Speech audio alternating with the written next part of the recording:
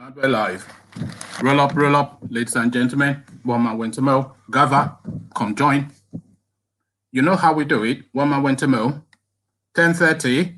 Gather, come join. Madame Emocio. Gather. Roll up. Ladies and gentlemen, one man went to mill. Matters are rising. Buhari has been a bad boy. Roll up. Let me put the invite here. Say hello as you are coming in, by the way, just so we get to know each other. And let me put the invite if you want to come and join me live on screen. Roll up. One man went to mill. You know how we do it. 10:30. You can set it by your clock. One man went to mill. That is how we do it. This should be part of your daily routine by now. Come 10:30, then you know you're going to join. One man went to mill. Come join. Gather. Matters are rising. A crime has been committed in the West African state known as Nigeria.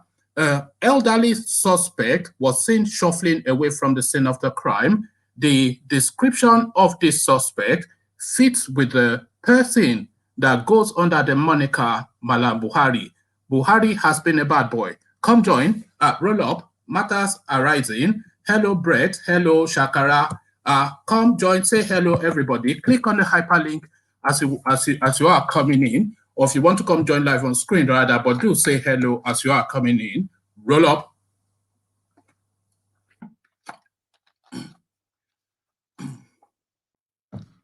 So, matters are rising. All matters Nigerian. It can't stop, won't stop, and it hasn't stopped, so we won't stop. To the Tinubu quarters we go this time around, and it's now coming out to make noises in the direction of the banditry situation that we're tackling in the country. But what does he have to say? Well, we'll get into the throes of it in a moment.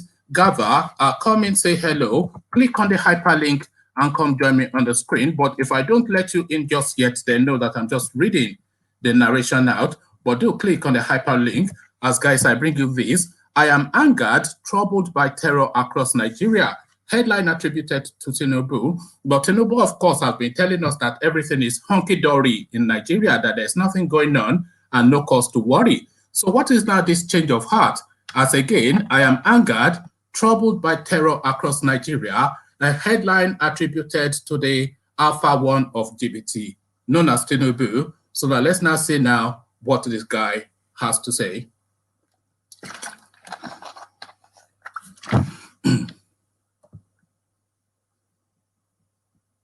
A chieftain of the All Progressive Congress, Asiwaju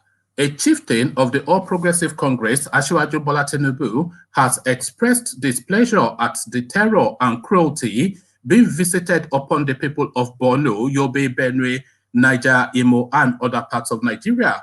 Borno and Yobe State have been facing attacks from Boko Haram terrorists and the Islamic State in West Africa province for years now. Benue State on its own, Benue State on its own part has been troubled by the activities of criminal headsmen who have been killing, maiming, and kidnapping citizens of the state for ransom. According to Tinubu, who shared on Twitter, these attacks have caused many to disparage the military and security forces of the country. He, however, advised Nigerians against playing the blame game, but to be united against the enemy because discord will only invite defeat. He said, like all decent Nigerians, I am angered and troubled by the terror and cruelty being visited upon the people of Borno, Yobe, Benue, Niger, Imo, and other parts of the nation.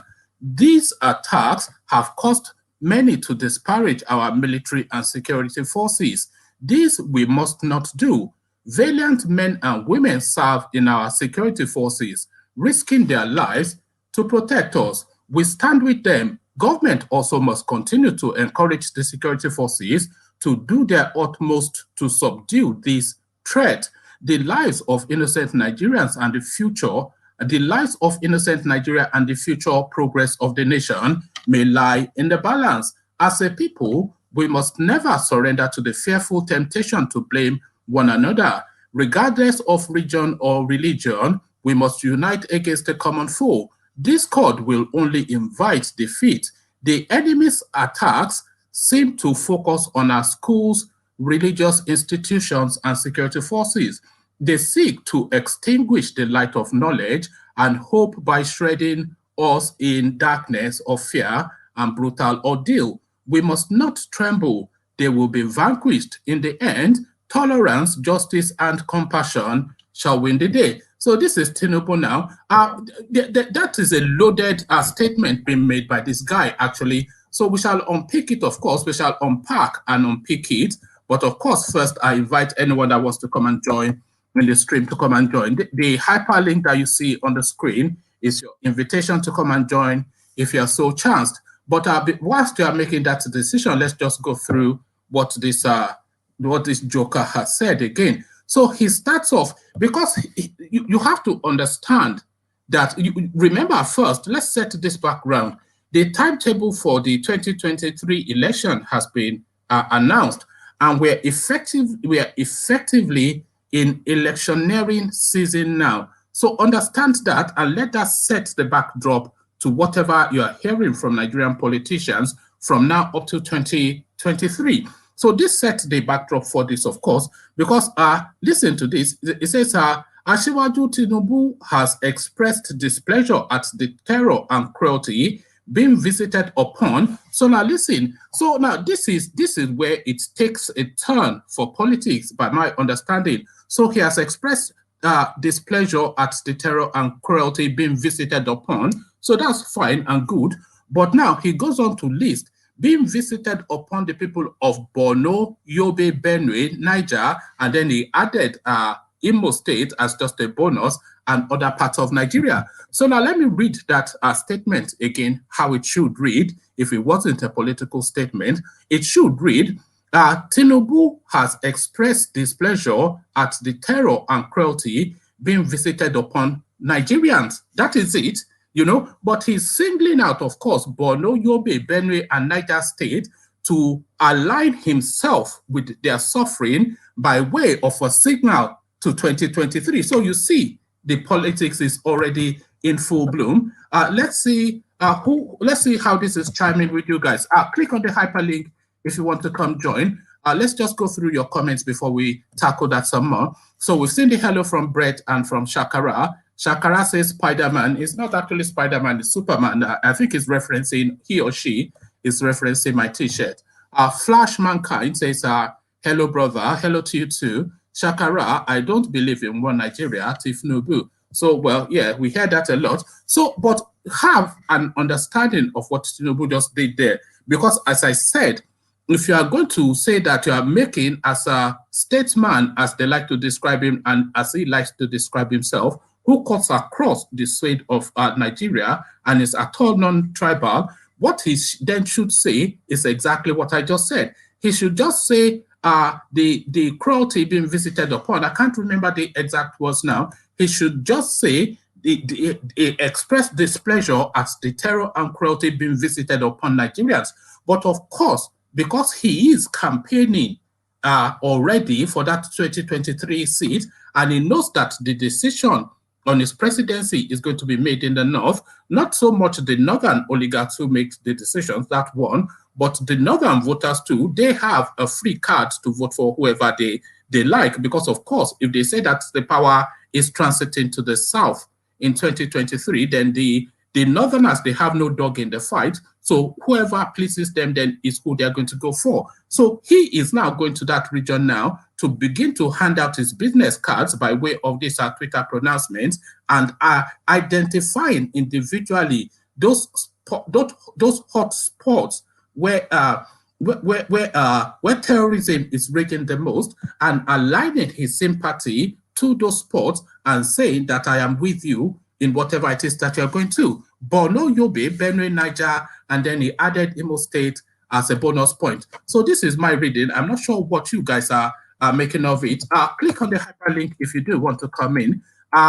If I'm not letting you in, then your device is not connecting rather properly, because a few people have tried to come in, but their device is not connecting properly. So re-click on it and then come let me know what you're saying, because I am reading this Tinubu's pronouncement as politics, but I'd like to find out exactly how you guys are reading it.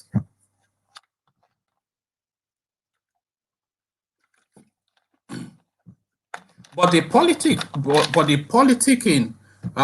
wouldn't it be funny if I spilled water all over my computer? But the politicking, of course, would not, it doesn't stop there in this piece, because he's targeting individual constituencies and aligning his name with them. So he has gone to the north and has isolated specific states to align with, but it doesn't stop there. It says these attacks have caused, this is a quotation from him again, these attacks have caused many to disparage our military and security forces. So he's now going to the military and the security forces to align himself with them as well. Because of course, he is now saying, I am on your side. So this is exactly what he's saying. These attacks have caused many to disparage our military and security forces. This must not do. Valiant men and women serve in our country's security forces, risking their lives to protect you, to protect us. Where I am with you, effectively, is what he's saying there. I'm not quite sure what you are making of it.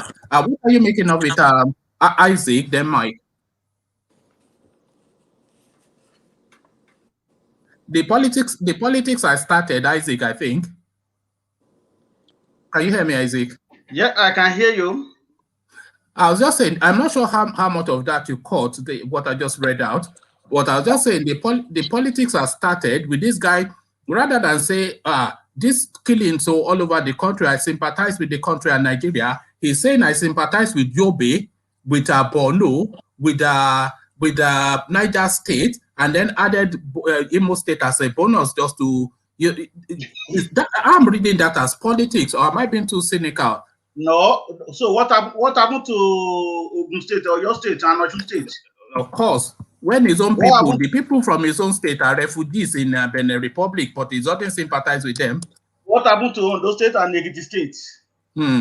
Kogi State, Delta State is all over Nigeria. So yeah, because he feels he already has those votes. So it is the votes that so it is the votes that he doesn't have that is going forward with his statement. That is my own understanding. And you know, one of the what I think about it is that one of the reasons why he's crying out now is that because there is a rift in between APC party. If you get what I'm saying, if you remember what happened yesterday, because one of them was crying in the House of was it House of Representative or House of Senate? What's the name of this man again? Atadeyemi. Exactly. Remember, he is one of the PDP, APC. So now, since that one is crying out now, so which means he taking his own position now that in as much that APC is having the same thoughts like majority of people now, then he is having problem already internally. So that is that I think I pinned that with total politics. Ruth, if you want to, the person called Ruth that is coming to join us, your device is not connecting. So if you click on the link, you might have better luck. Mike, what are you making of Tinubu's posturing? First of all, I think Tinubu is making big mistake running for being the one to campaign for the presidency in 2023. Because what he should have done is pick somebody from the Midwest, maybe from Edo or Delta. No, because they don't have weight now. They don't have political weight. Nobody has weight there. They don't have constituency. Someone like Ushomole. I mean, you have people now. The thing is this: like, what he's trying to do is he's trying to find a way to unite the country. First of all, I don't think the North and South will unite anytime soon. But you are saying he should you are saying he should forget the South. And there's no way Yoruba man can unite the South or Igbo man. He's got to be somebody from. Oh, is it cutting? No, it's better now. Okay. So what I'm saying is the country is so divided. So Tinubu is what he's trying to do is he's trying to think as a Yoruba person. He can maybe bring the Yorubas to come back to be, to calm down, and then he can now, unite the South and the North. You can't do that because a Yoruba man cannot unite the South. You understand? Or Why do you say Igbo man that? cannot, Why do you say that? Why do you say that? a Yoruba man cannot unite the South. It'd be difficult. Yeah, no. See, Why do a you say that? minority in the South cannot unite the South. You be somebody from the minority, a majority person from the South. A majority person cannot unite the country right now because everybody is frustrated with the majority tribes. So you have to be a minority person from one of those minority tribes. You understand? But we've tried that with good luck, and they were just kicking him in the head all the way through. When good luck was dead, the country was not divided. I mean, the country was more like the South versus the North in a sense, but still, the Northerners were the one really carrying out division. You understand? So when Jonathan was there, it was more like North versus South to some extent. Even though Jonathan didn't make so much effort to unite us, he didn't really. We didn't have. He did nothing for the South, but they did not. They still betrayed him. That's why I told you that the unity between North and South is gonna be. It's gonna take a long time. But Mike, I want to ask you this question because I've heard people say what you just said before. If Tinubu doesn't go for the presidency, then what is there left for him in life? He's not looking to make any more money. He's richer than the Saudi king. You know, he's as wealthy as wealthy can get. He has already ruled Lagos State 2 times. He still has some life left in him. So if he don't, I feel that he has no choice but to go for that presidency. Honestly, me as a Yoruba man, I don't want a Yoruba man to become president unless he's very competent. And honestly, what about Fayemi? What about Fayemi? Yeah, no. The only person the only Yoruba man I can only support to become run as president will be someone like Fashola because he has proven he's someone that can deliver. You understand? No. Me, I will support Ambode, but I wouldn't support Fashola. Fashola is the same as Tinubu. Now, what's the difference? Fashola is one that turned Lagos around now. Now, you sure about that? Tinubu was the one that turned Lagos around. No. When Tinubu was there, he didn't perform. And Ambode. Isaac, what are you making of it? I'm saying if Tinubu doesn't go for the presidency, then what else is there for him in life? I feel he has no choice. Well, you are right, but if he doesn't get it right now, that is it. So he should just forget about it. And like you said, I don't care if they nominate even I'm sorry to say this, even if they nominate pastor right now to be the president of Nigeria, I don't trust any politician in Nigeria. That's just the bottom line. That's for me. Yes, you are right. I don't know about others because we have been on this. It will be better. It will be better. It will be better. It will be better. We'll be seen for all this while. It is never better. There is no single name. There is no single name in that space that inspires confidence. Even the Fashola that Mike was saying, I'm already querying it. So there's no name in the political space. You mean anybody dictative? Raji, yes. Inspector, you can't deny that Fashola gave a good performance in Lagos. You can't deny that he gave a good performance in Lagos. Can you cite examples of that? When Fashola came in, man, you guys have short memory. When Fashola was there, the whole country was praising this guy. Now this guy turned things around in Lagos overnight. As soon as he came in, okay, Ambode built he's the one that brought the BRT. Everything's in Lagos now. I don't know when's the last time I went to Lagos. Everything's in Lagos now. That's really all those designs. I was in Lagos still 2-3 years ago. But he used maybe 800 million to make just one billboard. Yes, and websites. As long as you perform, I don't care if you. No. You can't say that, Mike. You cannot say that. You cannot say that. You cannot say because somebody performed, that is why they have to embezzle money that belongs to everybody. They have voted to I don't think embezzlement is right, but at least they get paid for that. They get paid. They get anytime they travel, they get extra code. They get everything. So you cannot say that, Mike. No, I'm not saying I agree with anyone looting, but what I'm saying is we've never had it. What about the rest? They have been looting. They haven't done anything. At least if you do something, we can say, okay, at least you're taking a step. You see, you are talking about people living in Nigeria because they have Stockholm syndrome. You get what I'm saying? When the light off, they are not going to say anything. So now, when they have consistent light now for 5 days now, they will believe that government is doing something for them. Meanwhile, they are right. So what are you saying? Mike should have been here when Morris was around. If they have given you a beating for what you just said. I saw that Morris. I watched it earlier now this morning. I saw he was angry. It was the thing is, I understand his anger, but what always frustrates me about people like Morris is he's accusing you. No, the good thing, we parted as friends. That's the main thing. Yeah. That was a good thing. At least, the good thing about Yoruba man is we are peaceful people. No matter how we disagree, our intention you're going to get me into trouble again. Now, let's see what people are saying in the comment section. Shakara says, I don't believe in Nigeria. So, yes, you said that. Henry says, hello. Hello, Henry. Ruth. Yeah, Ruth, I agree. I think you may be the one trying to join us. I would let you in, but your device is not connecting fully. So if you still want to come, then just click on the hyperlink again until you're able to get through. So Ruth says, hello. Henry says, Tinubu can't rule, period. You'll be surprised. Tinubu will rule and rule for 8 years. And that's just will be the end of it. Shakara, Nandikanu, okay, yeah. We're not when, okay, that's fine. No. Maybe Ipob people should bring in Nandikanu to run for election. Then, no. I would love, maybe I'll find the guy's social media and try and DM him to see if he'll come and, have a session with me. Maybe I can sit him down and then we trash out these matters. Jennifer, good morning, everyone. Flash this is what I think. An idea just comes to my mind. The easy way to split Nigeria. Since we Yorubas and the Igbos, we also want to split. Let's bring in Kanu and let all of us in the South vote for him. He become president and then he split the country. Don't you think that's a good idea? That's a very good idea. I think instead of us crying all day, we should just bring him and say, come and run under this part Abga or something, and we all vote for you. What do you think will happen?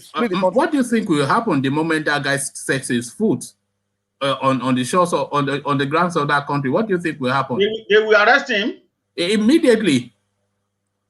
You see the 1 year that she will spend. Anyway, Flash says, true talk. APC scatter soon. That's Flash again. Flash, your connection is bad. I'm not quite sure who is referencing. Hopefully not mine. Hopefully you can hear me okay.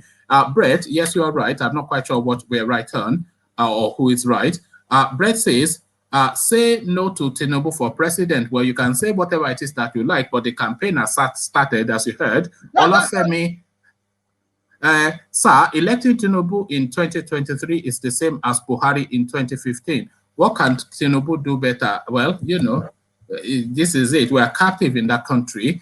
Edmund, correct. Ambode stands a better chance than all of them. But yes, he will be a better president. But of course, we all know that Ambode would never, ever, he wouldn't even smell it, never mind becoming it. So this says absolutely. I think that might well be in agreement with what was said previously. Fashola and Ambode Bawo, please stop that. Well, stop what? Do you disagree or do you think it's not possible? Because I'm not quite sure what you're asking us to stop. Soji again, if there be a president, there must be a revolution first.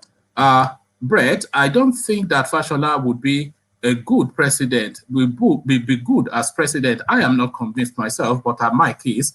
Flash, please remove that man. Which man are you removing? Everybody is entitled to his opinion. Niger Boy TV, now this is an OG. We go back, me and this fella. Are you back from Nigeria now? And did you bring whatever it is that people bring back? And are you in quarantine at the moment, Niger Boy? It says, good evening, one man went to Mo. Watching from Nigeria. Oh, you are still there. Wow. I did not letting you out now. You're enjoying mommy's cooking too much. Soji, absolutely. Flash says, you guys are making me angry. Why are we making you angry, Flash? Don't be angry. Just express yourself. Olufemi, we the younger generation to think outside the box of APC and PDP. Yes, that is easily said, but what are those thoughts is the thing. Morris is a good analyst. So Morris we had in the previous session. Arise, we love one man and Isaac. Well, thank you on behalf of myself and Isaac. Flash, I listened to him this afternoon. I think it might well still be referencing Morris. Sam, if Fashola was that good, why didn't he change the power situation in Lagos State? Exactly. that might well be beyond him, because that might well be in that exclusive list that they all complain about. Nigeria, this is Sean Dam, and Nigeria is beyond repair. Idong Pafuka finished. Tinubu and OPJ are quite quiet about Igbo's situation. So, well, you know, I'm not quite well. I haven't actually heard either of them speak on the Igbo situation, but then, of course, they might well think that doesn't really concern them, especially. Arise, one man, don't stop this program. Well, it's not stopping until tomorrow. Then we'll review it. Definitely, the afternoon sessions will have to be dropped, but I'll look at the analytics and see how you guys are, you know. Then, so that's that one. Let's go on to the second story, which is to do with the territory that we always land on. I want to refer to the issue of Fashola. Go on. Because Fashola was, I think he was the Minister for Power and Steel between 2005 until... Yes, okay. Yes. So if that, I think that was what that person was referring to. Yeah. So if he was so good, why did he do anything about the power generation in Nigeria? Because he's in the federal right now. He tried to, because in the build-up to the 2015, he said it shouldn't take more than 6 months. He said that. Exactly. Yeah. No. You can't blame Fashola for the situation, because Fashola. No, bro. Wait, let me tell you what happened. Let me tell you what happened. Fashola approached Russia to come and build nuclear plants in Nigeria. If they would have built a nuclear plant, we would have 24-hour electricity. That was Fashola's idea. It was Buhari that was against it. I went to listen to, I guess, America that say we don't let Russia come and build nuclear plants. It's not safe. It's not this. I know Buhari is the mumuna. He doesn't know how to. He just listen to all America. I would disagree with you, Mike. So if they don't want China to come and build power plant in Nigeria, how come they invited China now to come and build railway station? No. You have to understand the nuclear plants. The nuclear plants. I understand. It's a very dangerous. It could be dangerous. You understand? Because the reason why America and all these countries have 24-hour electricity is because they are using nuclear plants. You understand? They have nuclear plants. They don't rely on gas and all those things where we rely on in Africa. You understand? Those countries in Europe, America, Russia, the reason why they have 24-hour electricity is because they have nuclear plants, nuclear power plants. So Fashola's idea was, okay, let's bring. They have an energy mix. What they're saying, they have an energy mix, not just nuclear. It's not just their energy mix, exactly. So we don't ask. They have mix. They have wind, nuclear, but the main thing is the nuclear plant. The nuclear one is the main thing that make that sustain most of the electrical power need. So Fashola Fashola is a smart guy. He travels everywhere to see how things work there. Then he comes to Nigeria to try to bring the same thing. So when he became Minister of Power, he traveled to see how they do it in America and all those European countries. And he discovered that what they are using is a nuclear plants. So he trying to figure out how we can have it. And then he went to the Russians to say, hey, can you come and he wanted to give them the contract to build the nuclear plants in Nigeria. But then Buhari is the mumuna. Buhari went and listened to some American that said it's not safe and it's dangerous. And you know, this northerners, whenever European, American, British. Let me read you this comment. This is probably one of the funniest comments I've seen so far. So this is from Solomon Dedi. It says there are different possibilities for 2023. Tunde Bakari with El Rufai as vice president. Okay, now. Okay, I don't even know. That just as a standalone. So we give you that one. So and then it comes on to say Peter Obi as well. Freddie, how are you? I'm fine, thank you. One man. How are you doing? Good. I'm well. Have you been listening, and what are you making of this session so far? Tinubu already campaigning. All right. I just joined in now. Yeah, but I was listening to what was that Mike, isn't it? I don't know what comment you're referencing. It was Mike. Right. Yeah. Okay. So we were talking about Tinubu. He's already campaigning for the 2023, and he's saying that he sympathizes with the atrocities going on in and then rather than say the atrocities going on in Nigeria, He then singled out some northern states to say that he sympathizes with them. And I was then suggesting that why would he single out those specific states rather than just say the entirety of the country, that is targeting his campaign where he feels he might need votes, because of course he's already bought and paid for the Yoruba land especially, and of course the Igbo man will always go with him. If it's a choice between the Fulani man and Tinubu, the Igbo man will always go with Tinubu, even though they hate him as well. But so that was what we were discussing just before you came in.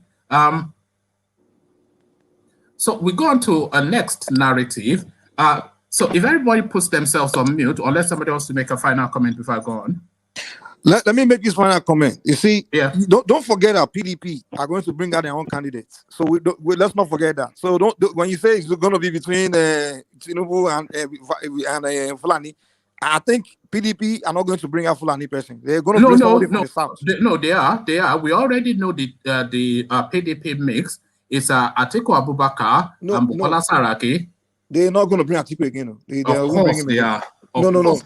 No, PDP. Don't forget the man in charge of PDP is Wike. Wike is head of PDP right now. No, the man in charge of PDP is Ute Secondos. But Wike is the most powerful man in PDP right now. Yeah, okay. So he's not going to bring a northern this time. He'll bring somebody from the east. I don't think he'll bring somebody from the west. So that's why I don't want Tinubu, because what will happen is election will be between the west and the east. You understand? No. It won't make sense. So, we'll find out soon enough. So go on. So it seems like you trust a Weke that left his own state and go to northern part to go and donate 500 million naira.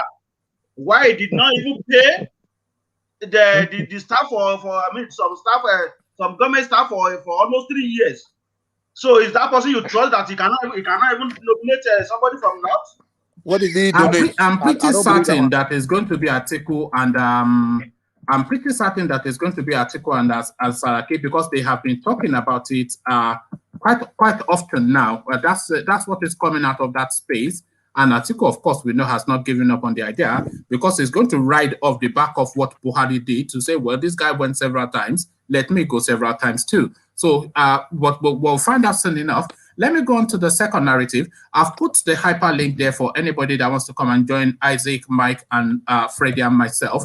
So if you put yourself on mute, and let me quickly bring you the second narrative. Review Ipob ban, ex-SSS director tells Buhari.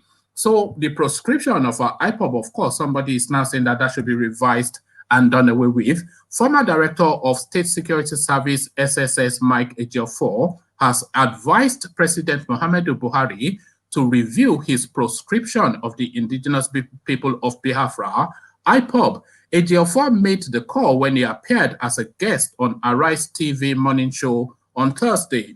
He said the federal government should engage leaders of the Southeast region, the interest of which the group claims to represent, in meaningful discussion to stop the unrest in the region, with the consequential effects on overwhelming insecurity in the country. Ejiofor, who said Nigeria was drifting into anarchy because of dimensions insecurity was taken across the nation, opposed the call for a state of emergency as advocated by the National Assembly last week, saying that government should accord more priority to security by seeking help from other countries and investing more in technology and intelligence. IPOB created the Eastern Security Network, its security arm, with a view to stopping herders and other criminals in the Southeast. It is also seeking secession of the Southeast from Nigeria.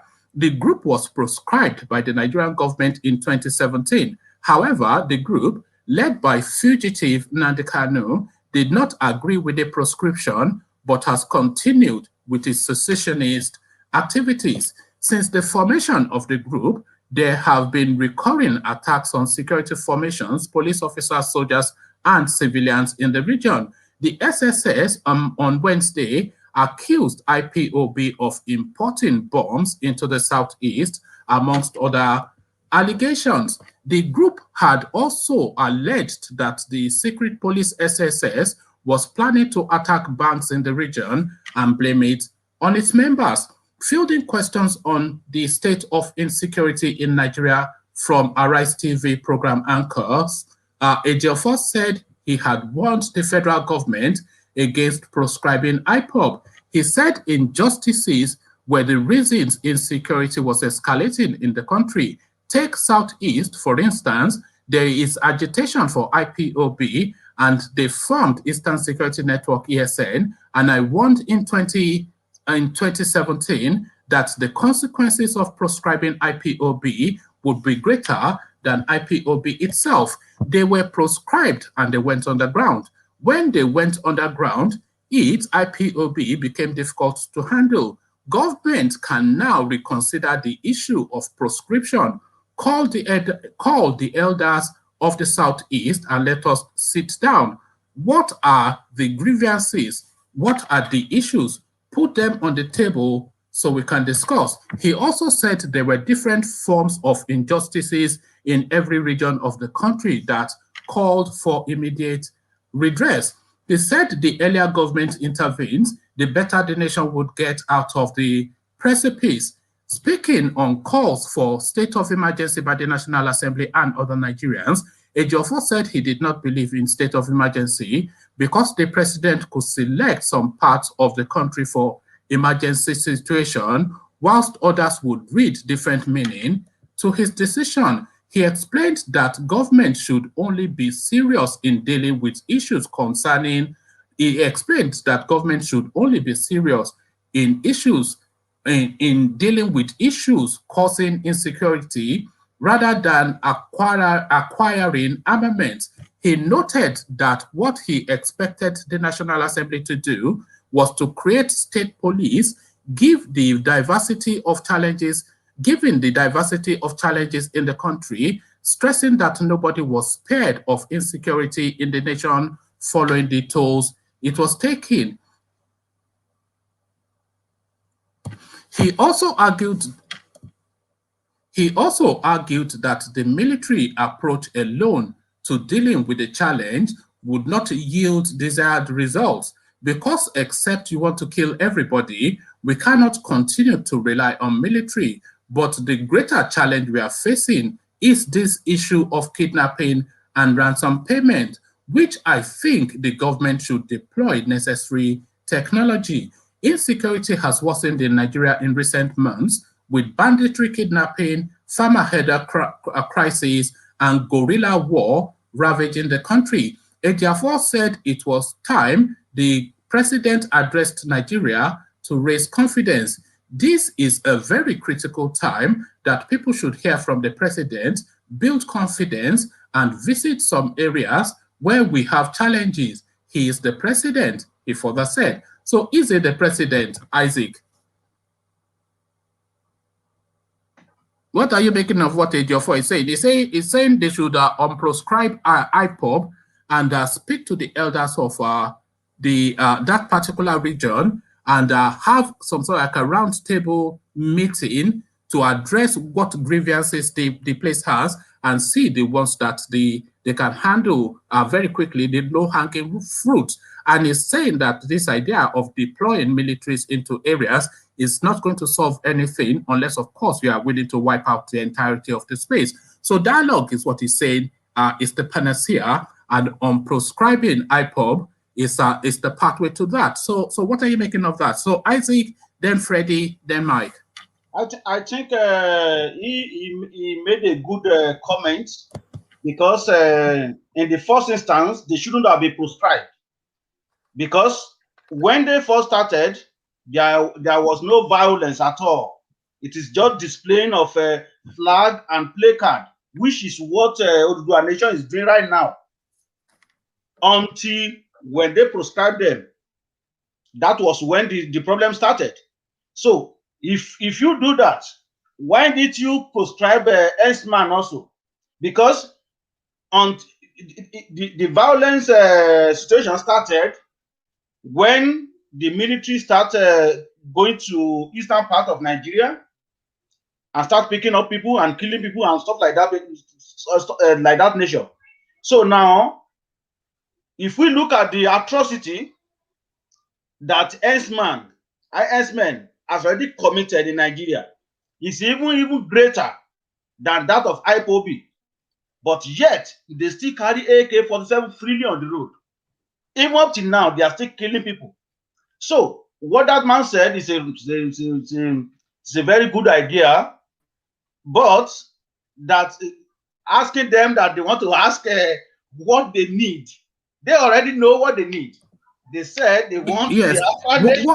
What I think is saying, you know, that the Biafra nation is the big goal, but in between that Biafra nation is a list of grievances. So what I think he's saying, and this is just my interpretation, so this is just me thinking, what I think he's saying is that between that Biafra nation and all of the grievances, there can be low-hanging fruits that the government can easily tackle, like maybe giving some big ministry to some Igbo person to satiate the thing that there's no Igbo person in the government, or to build some big structure, to give them some big infrastructure. You will say the second Niger Bridge is one of those. So, or to speak to that language. So between Biafra and the rest of the grievances, that is where the dialogue that I think is talking about is. Let's I have one quick question. No. Before you come in, there's a new person. So let's acknowledge Abe and just hear the voice, and then I'll come to you, Mike. Abe, oh, it's gone. So Mike, off you go. Okay, I have one quick question. How come the Nigerian government don't debate? This guy, many issues that come up. It's a simple thing as sitting down with somebody and just debating and just win the debate. When Nnamdi Kanu thing first came about, he was a simple case. All the government have to do is just sit down with him, bring one intelligent person, professor, and tell him to debate on behalf of the government. If Buhari can't debate, just hire one professor, tell him to sit down with Kanu on TV and let them debate. Because even me, if I debate that Biafra or Kanu, I would debunk him. Don't cause any trouble here, Mike. You just have to sit down with the man and debate. Mike, can you quiet and please? You're always take it easy. No, he's entitled to his opinion. Hold on, Freddie. No, he's entitled. If that is what he feels, then he's entitled to say it. At least then you know that is what he feels. So, Freddie, you are talking, so come in. It was a simple matter. When Kanu came, it wasn't violence. He was just talking. He was agitating. All government have to do is say, sit him down and let's debate. They handled that thing extremely badly. I know, very badly. They started attacking them, shooting them. I'm like, what is this? It's unbelievable. Freddie. Freddie. Yes. Did anybody? Yeah, I'm here. Good evening, everyone. Did anybody hear the statement issued out by Oshibanjo? What did he say? This was earlier yesterday about that we could not afford a war in Nigeria, that the elite should speak up. That the elite should speak up. Exactly, speaking up is one of those things. Because when that prescription was made, everybody knew it was wrong, yet they kept quiet. Why didn't they speak up? It was wrong. Where in the world has a secessionist group or something has ever been labeled a terrorist group?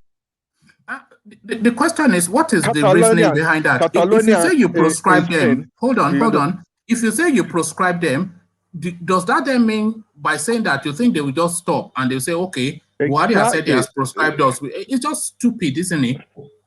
That is what I'm saying. And everybody kept quiet because it does not affect them. They kept quiet. That is what I've been saying. They kept quiet because Nnamdi Kanu was insulting everybody. That's why everybody kept quiet, you know. Nnamdi Kanu wasn't insulting anybody, my friend. When he started, the guy insulted everybody, man. I mean, even me, I would have supported the whole. How? The guy was insulting everybody. How? There's everybody insulted Yorubas, insulted everybody. Why would he didn't insult Yoruba? He said Yorubas are bastards. Yorubas are cowards. I mean, kind of things what he was saying, you know. He always against Yoruba media, and we am as well. No. It was later that he started changing it to media. They allowed themselves to be controlled. They allowed themselves, media, they are themselves, they only censor what the other day, the the guy Someone installed interview every that the part of channel Yoruba. television guy did. They impose ban on a fine on them. Can you imagine that? Who does that? So they just think they could just keep everybody quiet and then things will move on as usual. It's Okay, no more business as just usual. but Freddie, just to what Ejiofor is saying to unproscribe, because I don't want it to go in that direction that it is going. So just to that suggestion that Ejiofor is saying to unproscribe IPOB, move the guns out and bring negotiations and dialogue in, and take that the negotiations and dialogues to the elders within that region, who you might well be able to speak to in a tone, that both of you will be comfortable with. So what do you say to that? Yeah, I think that is a fantastic idea. But the question is, which of the elders? All the governors in the southeastern region they've been told that I think it's like the stalwarts. I'm sure okay. there are stalwarts like Pa Adebanjo, the equivalent of Pa Adebanjo, who is not really partisan, but for Yorubas. So I'm sure they have exactly. So long as it's got nothing to do with the politicians, because all of them there. No, I don't think. Even our senators sitting in the house there when the prescription happened, none of them made a statement. Nobody said anything. Yeah, so they have, I don't know whether they've bought over or they've gone to make promise with our land or whatever to the Fulanis and kept quiet. That's not how things are done. Listen, they've gotten away with some things for a very long time, but now it is no longer business as usual. So the best thing is, yes, they need to leave that ban. How can you proscribe people that we are carrying flags and it's ridiculous. It's absolutely ridiculous. It doesn't make sense. Especially, you have to remember, because I don't know who said it. It might not be Isaac. When this thing started, these people they were non-violent, and their leading voices was at pains to say that we're non-violent, but we're existent. That was how it started.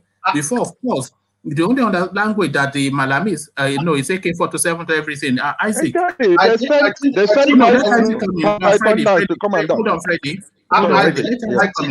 problem the government has, the federal government has at that time, is that you can feel that, in fact, almost all the youth in Igbo land respect Nnamdi Kanu. Even you can see the crowd when it was campaigning about this IPOB, Biafra Nation. You can see at that time there was no violence, and it pulled a lot of youth.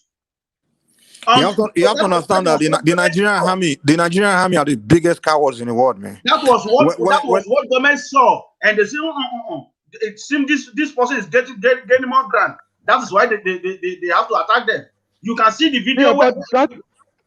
You can see the video.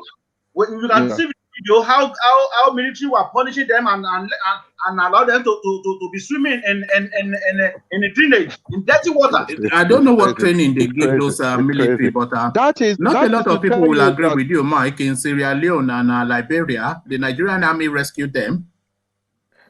Yeah. Okay. Yeah. But listen, the thing is, I don't have to say is I think the problem, like we've always been saying in Nigeria, is the problem of leadership. Is the leadership, because let's say, for instance, in the West, whenever there is any form of accusation, any form of something coming up, the government will listen to it.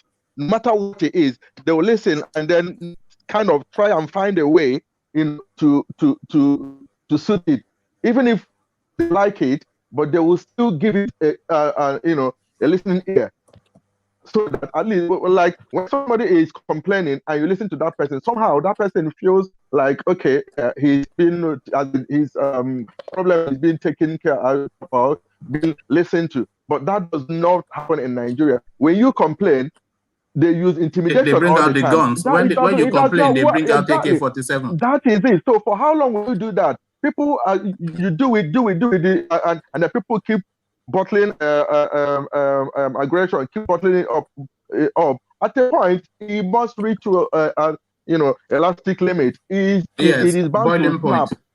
Exactly. So I mean, whoever that is advising them, or whoever that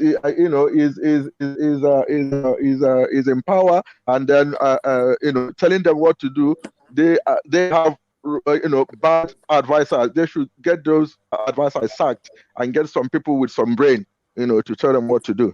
It's crazy. See, Buhari is a military man, and he only knows how to do things the military way. Nigerian military, the military way is, hey, indiscipline, you crush it, you crush. So, but why unfortunately, you not crush Boko Haram up to now? Exactly. Yeah. Because I think the crushing is one-sided. But when it comes to the other people, it's crush. When it comes to the other, so it's a double standard.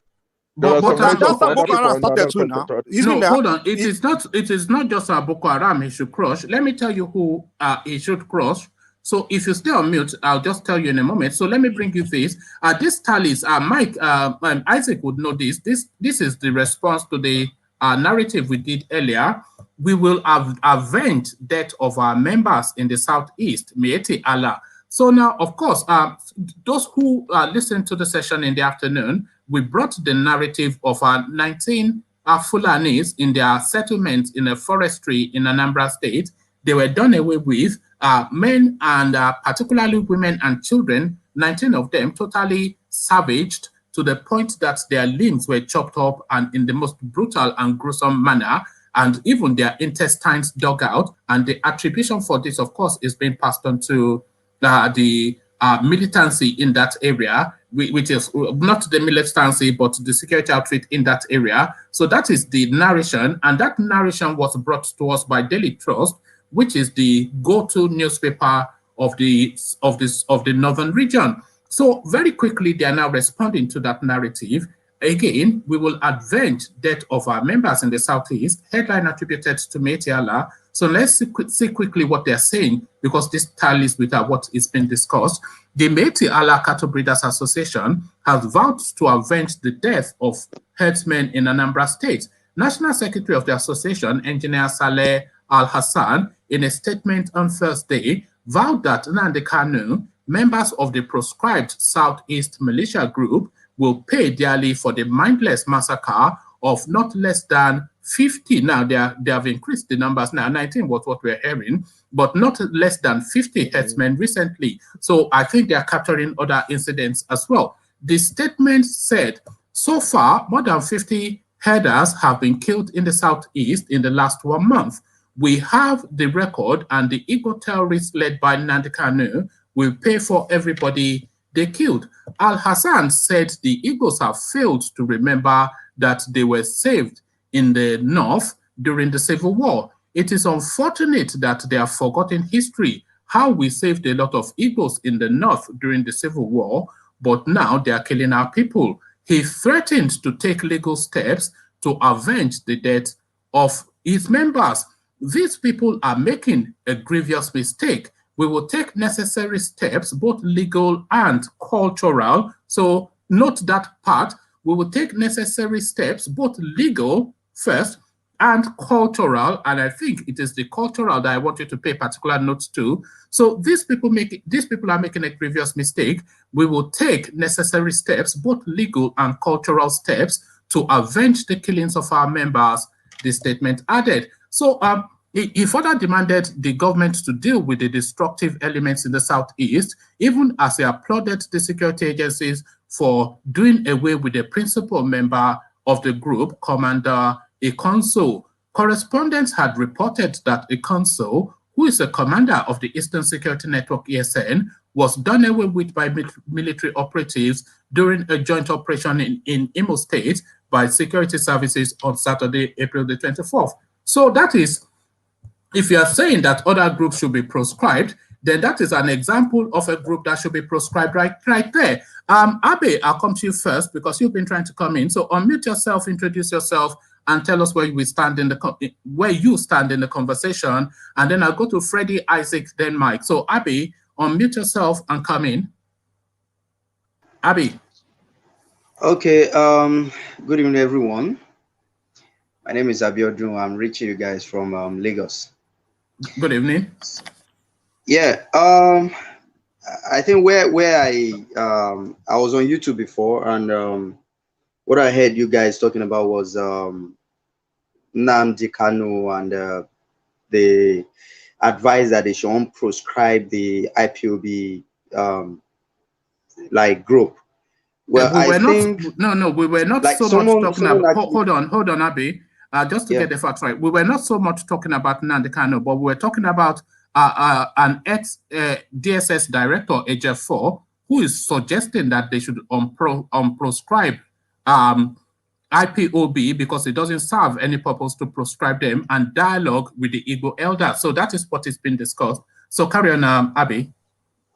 Well, that's where the issue is.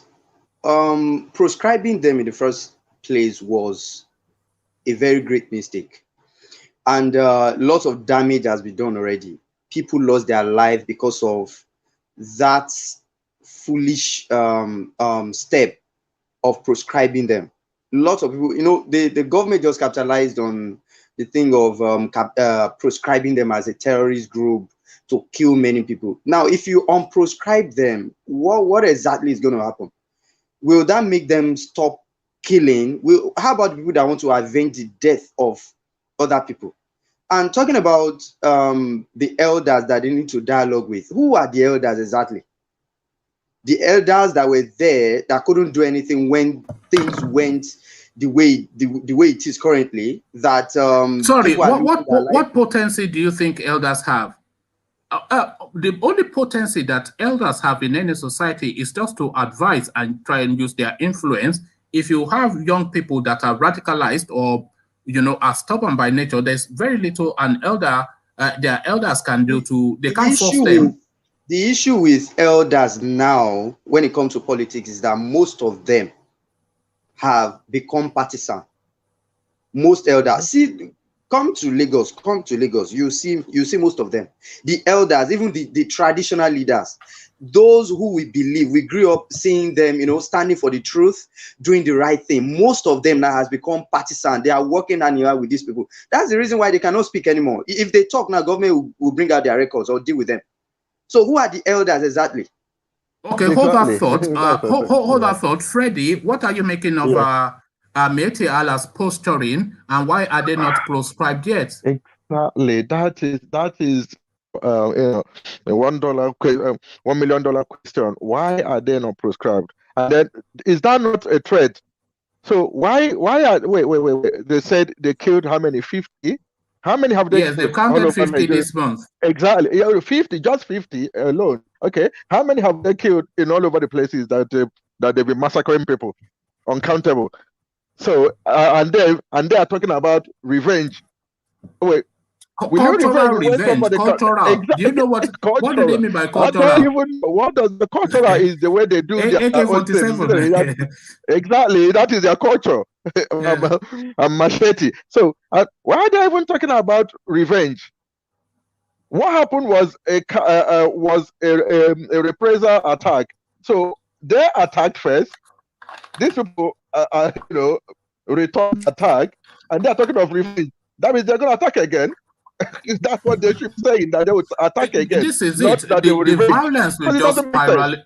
The violence will just spiral, isn't it? Because if they take steps and, let's say, God forbid, they take out, let's say, 150 in their own space, then of course, then the people that they have done, their own people will take out 500, and then they will take out 1,000, and then before we know it, we have a bloodbath. Isaac. That is what is it. That's what is it. But the thing is, let Isaac come in, Freddie. All right, Isaac. The issue is that I think Meeti Allah should have been proscribed long time ago, way back. If we remember, I think I could not really ascertain the time.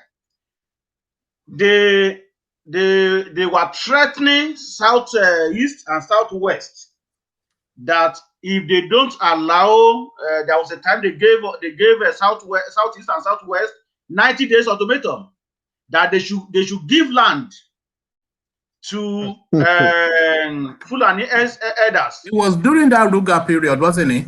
Okay, I think, yeah. They gave us 90 days that if we do not, they are even commanding us. If we do not, within 90 days, they will take a decisive action. So what happened after that? That was when we start seeing all this killing. Also remember that they also take credit for attacking Autumn. Yes. So what have they done about it up to now? Absolutely nothing. Nothing. We be complaining, see that we see them taking AK-47 everywhere. Buhari said they should shoot somebody who is with AK-47 outside. When I hear that, they burn anybody well to shoot a Fulani man. When I hear that news, I laugh. I said, "This is just side talk. He's just using it to push you guys and do something." Boju. I have still not done anything or proscribed them up to now. So Autumn was right with what he said yesterday, that he is the president for Fulani, and today now they are attacking the presidency was attacking Autumn. That they are so disappointed in him making that statement. He is right with the statement. They will pick him up. Remember how they picked up something bad. The problem of Nigeria is tribalism and nepotism. You know. Hold on, before you come in, Mike. Let me just acknowledge Chi and let's hear his voice. And we just heard Chi just to really introduce himself. We know him, but others might not. And then I'll come to you, Mike, and then come take a Chi sounding. And then so we do that. So Chi. Hi everyone, this is Chi again, from Atlanta, and I just decided to join in to just give my own, piece on this whole issue about proscribing Mieti Ali and all that. Okay, gather your thoughts on that. Gather your thoughts on that, Chi. Let's hear Mike, and then we'll come quickly back to you. So, Mike, off you go. I think we Southerners, man, when we want to do things, we have to start thinking deep enough, before we do it. When I was becoming a U.S. citizen, I had a conversation with a U.S. immigration agent. I say, how come because when I look around, most of the people that are becoming citizens were all from the southern part of Nigeria. And I asked them, I wanted to know, I said, how come you guys don't give visas to people from the northern part of Nigeria? And what the man told me was that, no, they don't want those people usually Western countries they don't like to invite people like that, because from their research, they find out that in the northern part of Nigeria, the kind of gruesome things they do, like they cut human beings, they behead people, they cut their body, So because of that reputation, they don't like to give them visa to come to Western countries. Now, if we are carrying attack and we start to cut bodies, and like you mentioned what they just did in the East, where they killed those Fulanis and cut their body, we have to start thinking, because if we start giving ourselves that same reputation of being known to cut human beings' stomach and all those things, if you want to kill people, kill them. You don't need to be cutting your body and be cutting children's body. We don't need to give ourselves that kind of reputation. Because what will happen is these Western countries start to think that, this Southern Nigerians. And by the way, we don't know for certain. Let's not giving them visa. Just hold on. We're not sure of the veracity of that, by the way, because it's just been reported. They're saying that there's a viral video going around, but nobody has seen it. I think you said you haven't seen it. I certainly haven't seen it. I don't think Isaac has seen it. So it might well just be an. I have not seen it. I haven't seen any video. Mike, I'm going by what you said. Before you carry on, let Mike finish, and then we hear Chi, just so that everybody has had a say. I'm hearing it for the first time today now. You read it, and I'm saying, if that's what's going on, then we need to start thinking, because we can't be behaving like that. I'm not saying I'm against revenge killing against Fulani. I'm with it. Of course, in Yoruba land, they're attacking Fulani now. But you don't hear news about them cutting their children's stomach, and we can't be doing those kind of things, If you want to kill somebody, kill. We don't need to cut stomach and do all those extra things, because what you do is you give yourself a bad reputation across the world, because they will say, these Yorubas are barbaric. We don't want to be known like that. Okay, Chi, off you go. What are you making of it so far? Yeah, it's so sad it has come to this. It was kind of really inevitable. You cannot keep killing a particular people. But now there's a different narrative. I'm not even going to go into that. I don't know who did it. People can kill themselves just to. But what are you making of what AJ4 is saying? That they should unproscribe Ipob and then invite Igbo elders to the round table and try and at least address some low-hanging fruits by way of a palliative towards that region. Okay, see, listen, this whole proscription thing. Okay, well, Nigeria has proscribed Ipob, who again in an international community proscribes IPOB as a terrorist. Like when you talk about Boko Haram, it is internationally like proscribed as a terrorist group. Like even Nigeria did not even proscribe them. It was the US that forcefully proscribed them before Nigeria. Hold on, Chi, you are a clever man, I can tell that. So can you tell us the distinction between Boko Haram and Miyetti Allah? So what is the difference between the two? Now, or is there a difference between the two?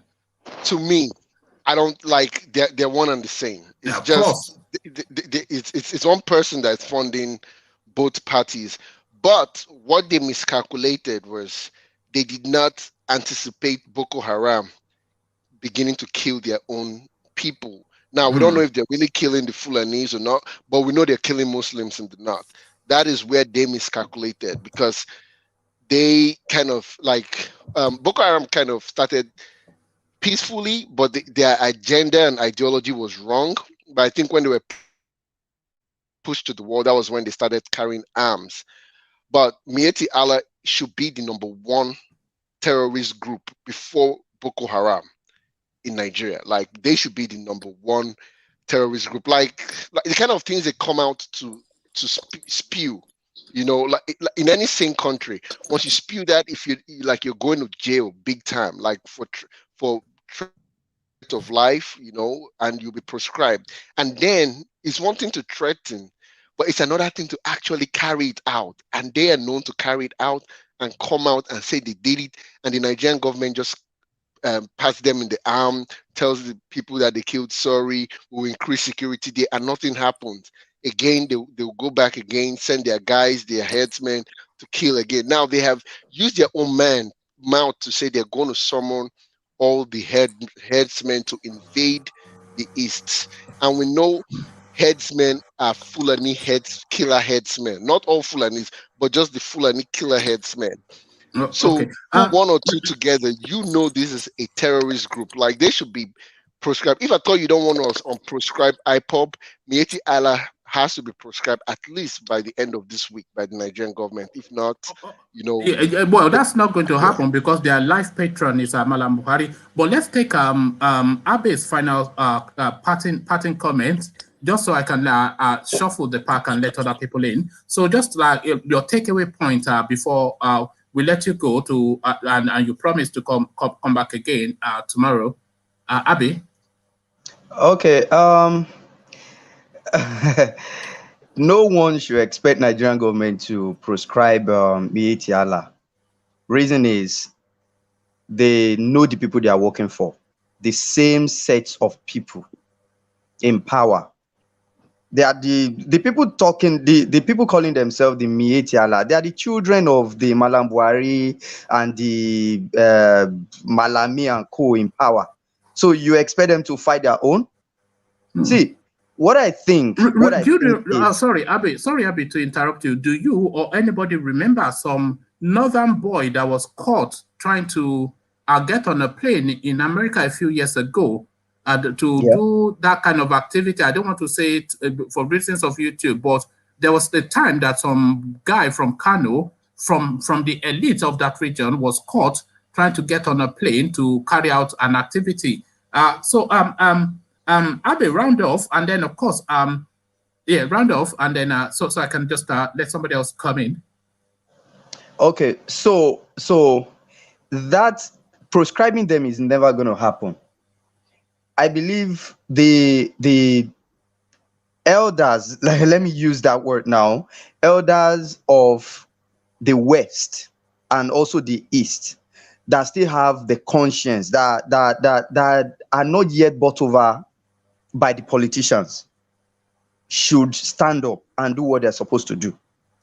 Because if we wait, if we it's just for our elders, the right thinking elders, the ones that still have their conscience to just stand up, expecting that these people are going to prescribe this. It's not going to. They have the history. They have history of killing, destroying, making threats and carrying it out, and we have seen it happen. And it's not today. It's not when Buhari became president that they've been doing it. So what do you think made them? Even before Buhari became president, they've been doing it until now. They are still there. Why do you think they still persist? It means they are in power. They know nobody. They are untouchable. So it's just us that just need to stand up and do what we're supposed to do. That's what I think. Thank you. All right, thank you, Abby. We're on 10:30 every day, 1:45 tomorrow as well. That will probably be the last afternoon session. We'll see how it goes. I'm not saying for certain, but almost likely. But at 10:30 every day. So whenever you're chanced, please come lend your voice to the session. We bring Kenneth in. Kenneth, you're up. Kenneth, unmute yourself and speak. Maybe he has gone away from his system. Okay, so anybody else that wants to chime in with the comments before I go on to the next story? So, Freddie, what says you? Yes, sir. I was saying, Mike was saying about barbaric. Yeah, I get what you're saying, Mike. But somehow that is the only language those people understand. I get your point. If you want to kill, just kill them and do it with it, not going into kind of cutting every open and stuff. Yeah, but those guys, they are monsters. They are not human beings like us. I don't know how they reason or how they don't even feel. They don't have that human feeling or sympathy. So I think that is the only thing that could scare them as well. They'll be like, whoa, so these people can actually do this. So maybe that will keep them as a guy. And they are sending all of them to invade the East. Let them come. They are waiting for them. They are not scared of them anyway. So to me, that is just an empty threat. Unless the only thing they could do is to carry on killing Southerners in the north, but saying that they are coming down there, they cannot do that anyway. So yeah, that's my take. See, that's why we have to weigh all our options. We just don't jump into action. We have to weigh all our options. There are many options out there. We can't just start saying, "Oh, because we're angry, let's do the same thing." I don't understand that the action we'll take, there are repercussions that will may cost us in other areas. Many of us from the southern Nigeria, we have this privilege of getting visas, going to America, Europe, because they need us. They need our industrious nature. Now, we are known for good reputation of not being barbaric. But now, if we start saying because the Northerners are barbaric, we want to respond, let's start behaving like them. We have too much to lose. You understand? We have too much to lose. Actually, there are other things to do. The best thing we should be doing right now is to figure a way how we can maybe restructure and govern ourselves. Exactly, but is that hold on, divide the country or something, but not just acting with emotion and just say because they are barbaric, we still have to become barbarians too. We have to think. That's the reason why I'm against. It's not like I'm against separation, but I'm against the way the kind of people are doing it. They're not doing things they're not calculating their moves. They're not thinking very deep. Don't upset anybody, Mike.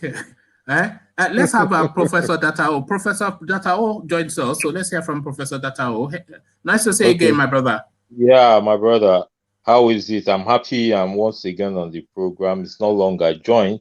Let me comment from the statement the last speaker made. You see, I like what he said. Was that Abe? Was it Abe or who yes, made the statement? The very last voice, yeah. Being barbaric, contending this aspect of the barbaric nature of the Fulanis with barbaric action is not the best. But I want you to know, I think he mentioned of the Kano people. I'll be referring to MNK. I want you to realize there's something the Eastern Security Network people are doing. They are just like, if you know the cartoon Voltron, Voltron is defender of the universe. Voltron doesn't go out to fight. Look, he stays. I've come prepared with you. I'm wearing my own Superman t-shirt, so I'm above your own. So that is what ESN is doing. The ESN is not going out to attack. It is defending. That's the role I see they are doing. Then I keep saying it. You see, the issue of restructuring, the tendency is like zero. I wish it could be done, but it can't just be done because these individuals are not. Imagine someone would say that Miati Alex is stakeholder of the government. Not, how can you invite someone? You mentioned a terrorist. Professor Datao. Yes. Professor Datao. The last thing that we were discussing was an ex-DSS director, his name is Jeff 4. He has come out to say that they should unproscribe Ipob because that is not serving any purpose, and have a dialogue, gather the leading voices in Igbo land, especially the elder ones, and discuss what the issues are, and the ones that can be immediately addressed, be immediately addressed. So gather your thoughts on that. I'll take a Chi's parting comment just so I can shuffle the pack and bring other people in. Okay. So Chi, unmute yourself, give us a takeaway point, and then promise to come back again as I let somebody else come in. Okay, sure. Yeah. So like I agree with Mike here, you shouldn't really go about hunting them. I know that's what they're doing. But if you have to defend yourself, if you have to kill in the process of defending yourself, that is fine. That's very, very agreed. But just do the killing. No need maiming parts and all of that. Now, what I'll just say, if anybody in Nigeria from the South living in the North is listening to these, just try and get yourself inside a Sabongeri area or get the hell out of the North. Because when these guys say, like, make this kind of statements, it will be unleashed. It will be unleashed. And unfortunately, they may not bring it to the South that much because there will be a lot of resistance. But if you're in the North, you could kind of be exposed, So just try to... That was a threat, what that guy said, wasn't it? That was a threat. Yeah. Oh, yeah. Yeah, that's a straight threat. That's a straight threat. But I've lived in the North, and I tend to know the Sabongeri. If you're there, you're kind of protected a little bit. Maybe they can just touch the outskirts a little bit, but the Northerners find it hard penetrating into Sabongeri areas where, Christians or Southerners do it, except it's changed now and they've infiltrated it. But that's the only advice I can give them, because this is really getting to a point where everybody has to be kind of okay, T. Thank you. We're on again tomorrow, and if you are chanced, then please come join us again. We always enjoy hearing from you. So that's Chi. He's lived in the North, so he's giving us the benefit of his time there. Deseno, you're up. Say hello. We know you, but introduce yourself to people who might not, and then tell us where you stand in the conversation. Unmute yourself. Okay. Hello, guys. There you go. Deseno from Republic of Ireland. Yeah, I'll be backstage listening, and interesting conversation so far. And then in regard to prescribing Ipob, even though if that is done, I don't think it will make any difference at this point, because from the look of things, even from the response from the presidency this evening, in regard to Governor Autumn, they are still insisting that they still kind of blaming Autumn for the outbursts, saying that he should, be cooperative with the federal government in order to, implement the federal government programs. To me, they are basically telling us that they have an agenda and everybody must cooperate with you, otherwise everybody's going to die. Deseno, do you think these people are aware that their administration only has 2 years to go? Because they are not making any, and what will be the legacy? So that's 2 questions to you, and then to anybody else that cares to chime in. Are these people aware that the administration comes to an end, because they're not showing any indication that they'll be living in 2023? We still deal with their posturing. And what are they anticipating that their legacy would be if they do live in 2023? So Deseno, you first, and then Isaac, and then Freddie, and then Mike. And so Isaac, Professor Deseno, and Mike. So Deseno. Yes. This is what they can care less what's going on. They don't care. And they are very much aware of what they are doing. They've made up their mind. In regard to, because for me, watching the body language of the presidency, these people are not going to change. They have made up their mind. All what is happening now is a plan, program that they intend to implement. But unfortunately for them, it's not working so far. That's why you see the chaos and the violence and all of that. So do you think they are going to escalate it? Definitely, yes. The answer to that is yes. They're going to escalate it, especially next year, because I can see that they are getting desperate because none of the program they intend to implement is working. So they are getting desperate with all this violence and all of that. So even the headsmen killing people all over the place, they are very much aware. They are the one arming them. They are the one arming them. So they're not going to stop. It will get worse, especially between now and next year. So I don't see any reason why we from the south we should keep keep romancing them. We need to take a stance against these people. Okay, Isaac, what says you? Be consumed. Yes, we're about to be consumed. Isaac, I don't think they don't really care. Like Destino just said, they don't care. If they care, they should have. Buhari should have done something long time. And I always say, we are just making noise about 2023. We don't know what is going to happen before the end of the year. As we can see, Buhari puts in all sensitive positions. He puts Fulanis in head of immigration, head of custom, head of police. Count them. He deliberately placed them. He know what he's doing. He knew what he's doing. So we may be so surprised if 2023 comes and Bola Tinubu that he believed that he's going to be the president of Nigeria or Obi or whoever that believe that they want to be president from Southeast or Southwest, that they will not even get to that presidency. I can tell you, if Atiku win the ticket for APC for PDP, yeah, you'll be so surprised that all the Northerners will vote for him. But I will vote for Atiku over Tinubu anyway. I would. But and I'll expand on that later because I know you want to push me on that, Isaac. Freddie, I'll take your comment and then I'll put you, if you don't mind, I'll put you on the subs bench as I did, I think, a couple of days ago, just really to have, because there are now people queued up. So I'll take your comment. And what I'm really looking to hear is, are these people aware that their time is up in 2023?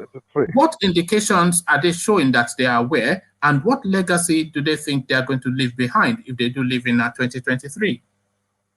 When you're talking about legacy, they don't want to leave any legacy. They don't care about legacy. So well, anybody that's been in government wants to leave something behind. Yeah, but anyway, bad one anyway, insecurity and stuff. They know that they are running out of time. They are aware.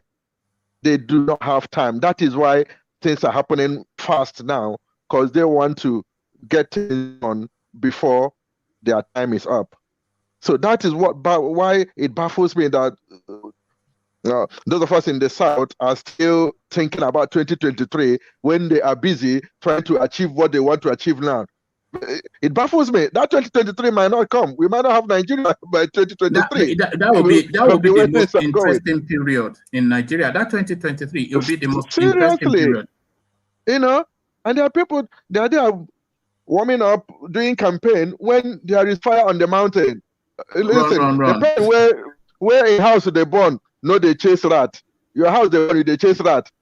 They are warming up for 2023 when there's a big problem in hand at the moment. That baffles me, to be honest. So they have an agenda, and they know that they are running out of time. So they are to do to cover as much ground as possible before their time runs out. So that is it. I think the backlog has cleared now. I think people got bored of waiting. Professor Data the same question. Do you think these people are aware that their time is up in 2023? And what legacy do you think they are going to be leaving?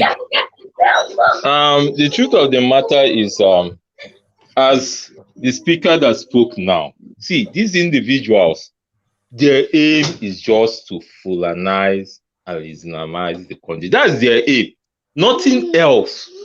And they're not bothered of the legacy, and they know the only way to achieve that is by hook and crook. So that is where they're forging ahead to, you understand. So you see, those set of politicians, they're just evil. And for those people within the South that think they can get, you know, they would cede the seat to them, they're just wasting their time. That will come to pass. You understand? How old is your daughter? She's always wanting to contribute. She's probably the one that's speaking the most sense. She's one and a half. The only one that speaks the most sense. Don't worry, she's 1.5 years old. Then again, let me say this, please. I hope you know there's something they call the Abuja Declaration. I think either 1989 Abuja Declaration. If you browse it, you'll find out, you see, all that's happening now was stated in that declaration. Islam, they intend to take over all key seat positions. So that's what's happening. Yeah. Let me bow out now. I'm still around, but don't bow out, because I want I'm not to bowing expand out on that. But I'll put you on the sub bench for reasons I've put Freddie on the sub bench as well. Freddie has not left us. He will come back if it's still.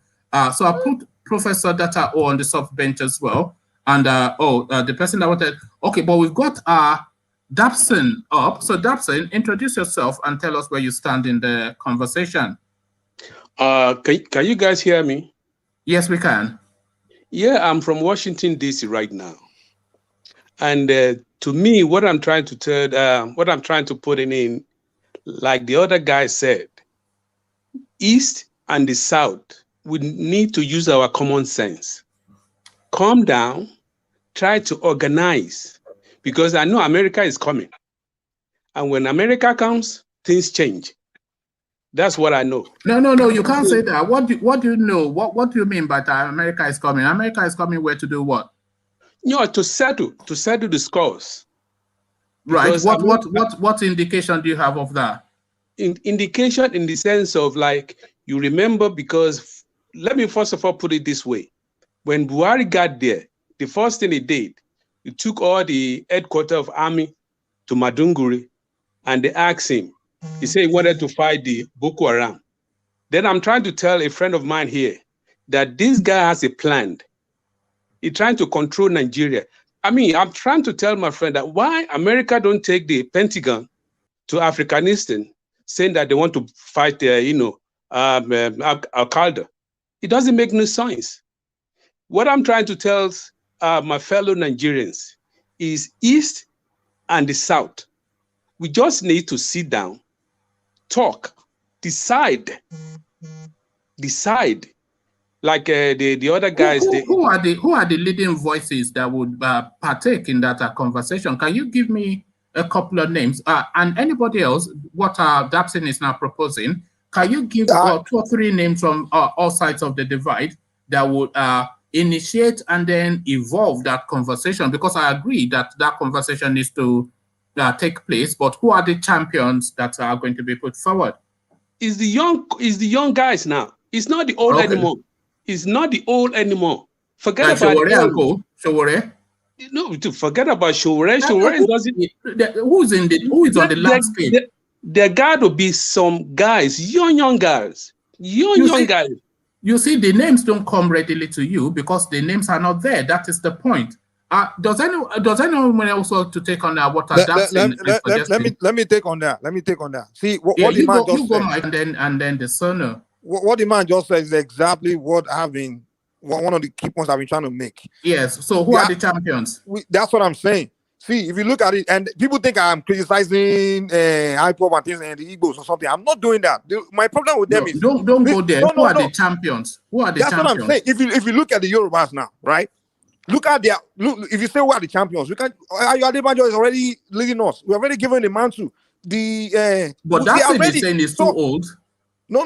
The old Afenifere, all of them, the old Yoruba organization, they're all on the same page. You understand? They are all on the same page. So we don't have that problem of, say, America come now, say, okay, Yorubas, come to the table and talk. We already know that our people are on the same page. So America can easily talk to the Yorubas and say, okay, you guys are organized, there's no opposition against your movements. Okay, take your Oduduwa Republic. But in the East now, if America go to the is it America's decision to make? You are talking. No, I know that. I'm not saying hypothetically. Let's say get to that point. So no, hold on, Mike. Hold on, Mike. Let Dapsin land because he's not landed his point. So carry on, Dapsin.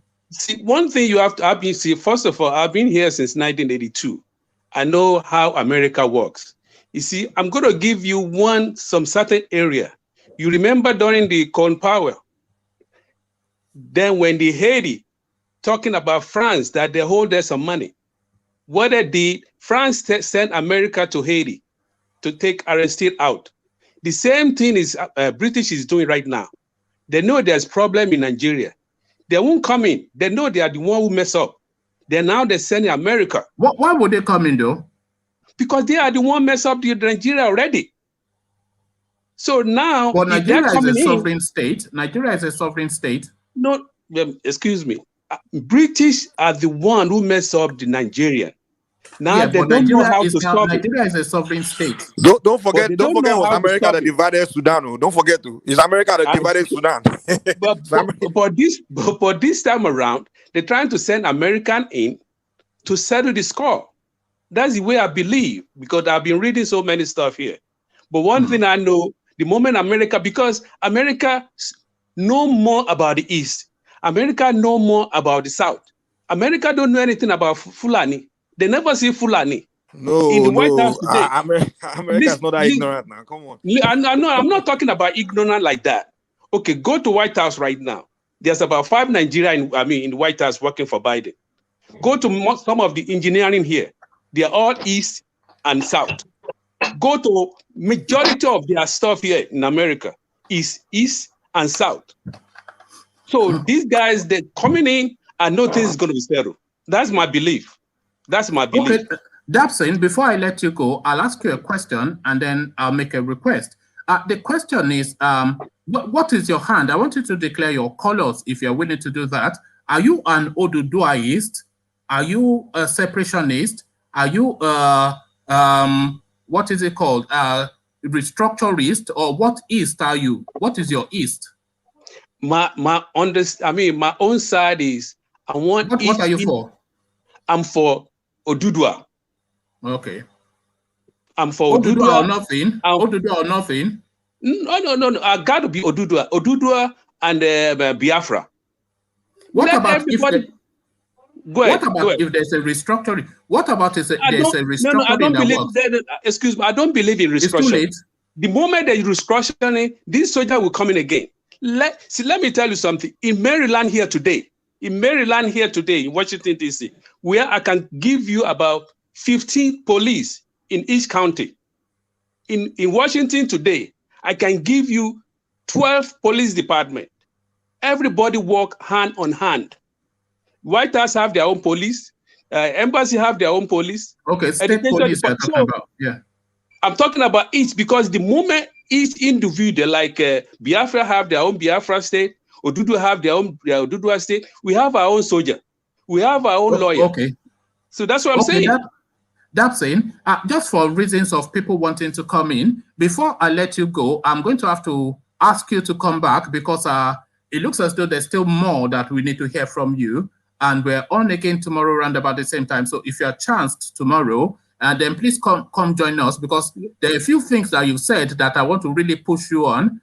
So if you give us that commitment, and then we'll say, I'll see you tomorrow. But can you do me a favor? Right now, we are at 7:04 right now in the evening. So I don't know what time you normally come up. Well, we come on 10:30 p.m. UK time. So whatever that time is for you over there is 10:30 p.m. UK time. Okay. No, anytime, because so we've been going for one and a half hours now. So just 1.5 hours prior. Anytime you need me, just boss me. Anytime you need me, just boss me. All right, thank you. So that's Dapsin and Oduduwaist, and he's not at all apologizing to anybody for that. And why should he? So we've got Precious you're in, but we go to Soji first. We all know Soji, but for the people who don't know him, we'll have Soji introduce himself and just tell us where he stands in the conversation, and then we go to Precious to do exactly the same thing. So Soji. Thank you. Thank you. Can I be heard? Yes, you can. Another great conversation. Thank you again for the platform. I really do like the conversation these days. It seems that we're getting into a bigger, narrow, bigger picture.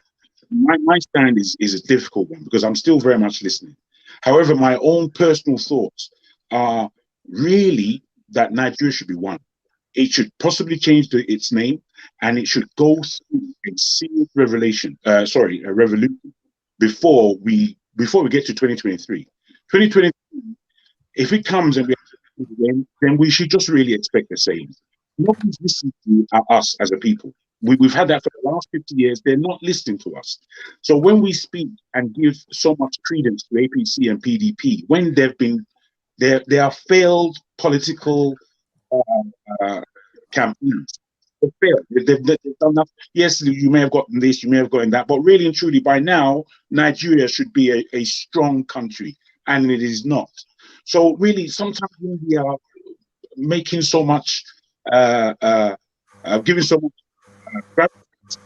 How many more second chances can be given is the question. We're going on 70 years as a nation, and the only attribution that we're still getting is potential. What is potential in a 70-year-old something? When is that potential going to be realized in 6 foot under? You know, so this is the question. Let's take Precious. Precious, introduce yourself. Tell us where you are, and then tell us how you're positioned in this conversation. So, Precious, you're up. Yeah, good evening, everybody. Good evening. Yes, my name is Precious Saido. I'm based here in Canada, Edmonton to be precise. I thank you very much for putting this meeting together. But there are some things I really don't agree with some people. I mean, talking about allowing Atiku to come in as maybe possibly our next president. He's a Fulani. This time around, we do not need any Fulani to be there because we've had a very bad experience from the Buhari. So I would suggest we should be thinking about a young, a youth this time around. And for somebody kicking against Shawore, I don't see anything wrong, having him there. He has the zeal, he has the mind, to do anything, to work for the nation. We should take one of our own. If everybody keep kicking against this, that, where's the youth? Who are we going to put there?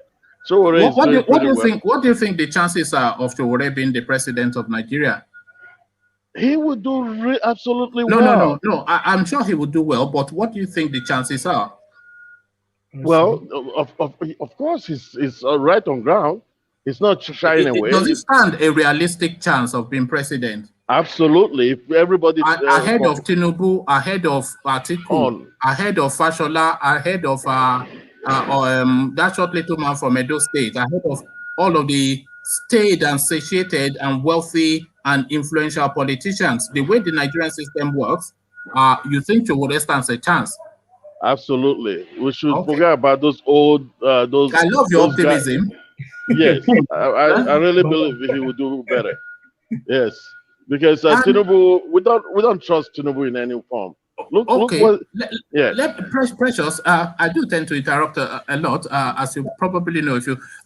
The choices that you are likely to have in 2023 is going to be Tinubu or Atiku. This is the reading. This is all the soundings, because of course the president of Nigeria come 2023 is either going to be the APC candidate or the PDP candidate. It's not going to be Shawore. It's not going to be Moghalu. It's not going to be anybody outside of whoever those parties present.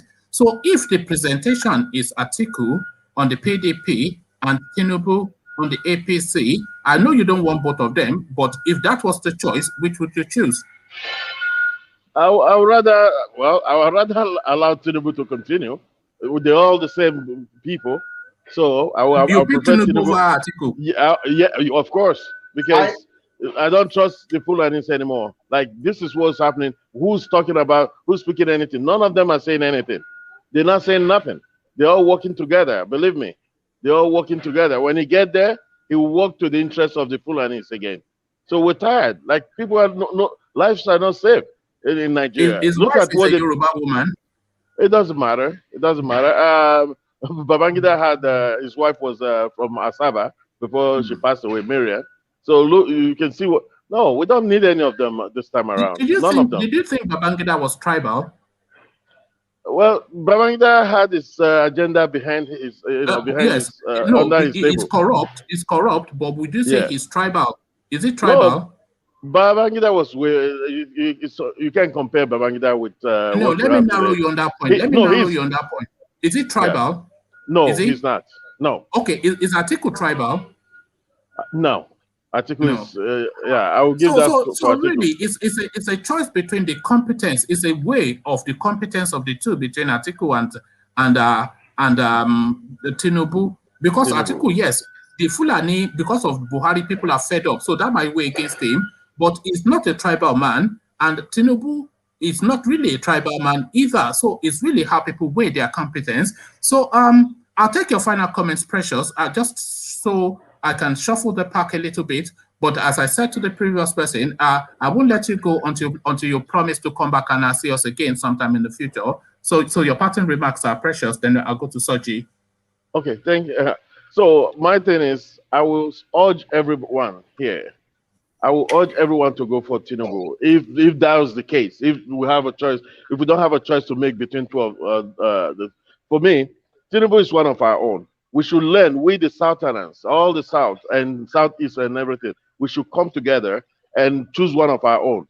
You understand what I'm saying? Because bringing another Fulani into this picture, I mean, there's a lot of damage already that we'll have to fix. So we need somebody that, I mean, Tinubu, don't get me wrong, he did pretty well when he was a governor of Lagos State. So I would rather Tinubu to come back there if there's no choice for the youth to come in. The only reason why, because I'm already being beaten in the comment section for saying Atiku, the only reason why I feel Atiku will be a better choice, I wouldn't want it out of them. If I was to pick somebody, I'll probably pick Sowore, as you said, because his vision for Nigeria is the best vision. In fact, if I had open season, just pick anybody and make him president, I will pick Kingsley Moghalu, because I followed him throughout that last election, and I agreed almost to the letter with a good percentage of whatever it is that he has to say, and he presents himself very well. So if I had absolute freedom, I'll pick Kingsley Moghalu. But if it was a binary choice of Tinubu and Atiku, then I'll pick Atiku because I just feel he has a sharper mind. So Precious, before you go, we always come on around about 10:30 p.m. UK time. So if you're chanced in the future, then please come join us, because of course there's still a lot more that we would like to hear from you. So that is Precious, just coming in just to lend his voice to the proceedings. So Soji, off you go. Again,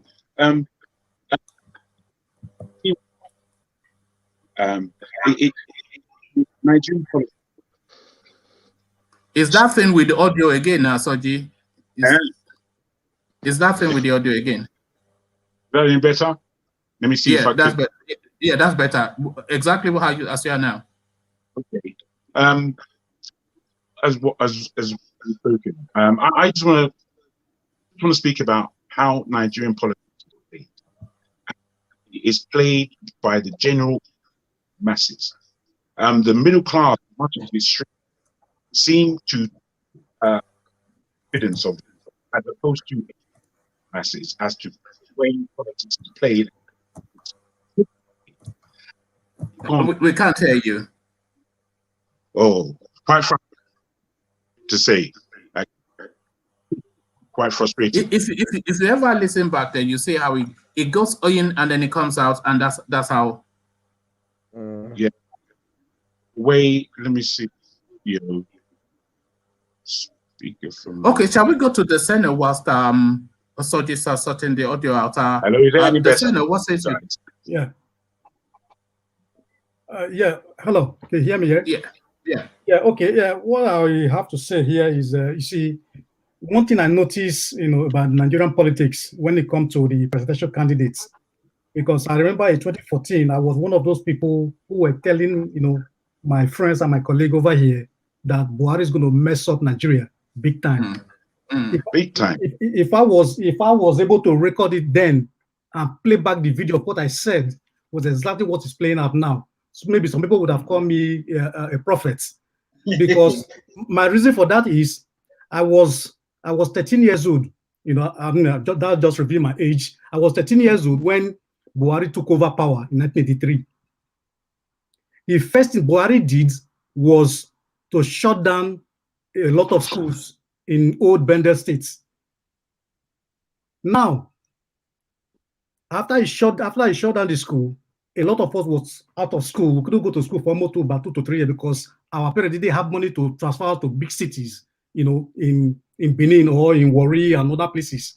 So what happened was we stayed out of school for almost 2 to 3 years until we, you know, gather enough money and go to big city to go to school. So when Buhari came, you know, in 2015, contesting for the presidency, I said to myself that if this guy can shut down school across Nigeria, which means that he doesn't value education, and somebody doesn't value education cannot be a good president and cannot make. So I just kind of I said to myself, I said this guy cannot be a good president because he doesn't value education, and anybody who doesn't value education doesn't have a progressive mind. Absolutely. So I based my premise on that, and I told my friends, this guy is going to be a disaster for Nigeria. He's going to ruin the country, and you guys are going to regret it. And that's exactly what is playing out now.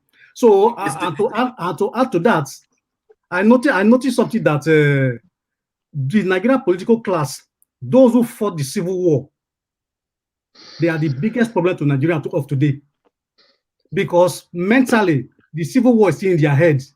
Exactly. That's true. You know, just to interrupt you, somebody was referencing Sowore the last time. During that last election, there was one point that Sowore was harping on about that nobody paid attention to. He used the metaphor. He said having Buhari is like having an analog president in a digital age. Buhari is a man of the 80s. It doesn't belong in this time and space that we're in. This is a man that should be sitting in his forecourt with his feet stretched out and with his grandchildren and great-grandchildren running around his feet. This is what Buhari should be doing. He shouldn't be spending Nigeria's money going back and forth to visit doctors in the United Kingdom. But that is where we find ourselves. Soji, we'll try you again, and then we'll go to Mike, and then we'll put Mike on the sub bench to let somebody else in. So Soji, we'll try you again, and then we'll go to Mike. Thank you. I'm hoping I can be heard. Yes, that's better. I really do. There was somebody in the comments who I will out his name actually. Samuel Unong. He was speaking about a third party. Because for me, the two parties that we have are one in the same. There is nothing we're going to gain from them. Nothing at all. So I really do feel that the populace has to be educated over the next 2 years, if we have that, in order to bring up a new party. You spoke about Sowore, you spoke about Moghalu. I too was following them like you were. And I too was kind of bouncing between the two as who's the best. And I really did want them to join. And I think within a joining, whoever becomes president between them would be a saving grace for the whole country. And when I say the whole country, I mean the whole of Nigeria. The whole of what we call Nigeria today has such a significance, such a power. If that power is to break, I fear for the black people in the planet. We see, if you live in the West, you see that the black people are totally undervalued, totally, for all what we bring to the table. And do you know why? Do you know why? Do you know why black people are not valued? If you look across all of the continents on the planet, there are several nations that stand firm, that command respect, either fear or respect. So you go to China, you see the East, you see India. So you see that spaces, you say that these people are not, these are serious people. And then you go to the Middle East and then you see the Saudis, etc. Even if it's the oil and their religion, you see that potency. You see it in Europe, you see it in the Americas. But if you come to West Africa, there is nothing. And Nigeria is the only hope for that space. And Nigeria is the real champion that the black race is reliant on. But then, of course, we end up with somebody like Buhari. Let's take Mike so that I can... Can I quickly disagree with you? Can I quickly disagree? You can disagree with me when you come back because there are people waiting. So I want to take Mike, put him on the subs bench, bring somebody else in, and then I'll come let you land your point. So, Mike. See, I don't think like I said the last time on the show, I said the problem to me is no longer. I don't point finger at the leadership anymore. I point finger at the people themselves. Absolutely. Because even the leadership, they came from the people. If you ask an average Nigerian now, okay, in 2023, who do you want to be your president? They'll start thinking of one politician. They'll say, oh, Tinubu, Atiku. They'll start thinking of one useless politician.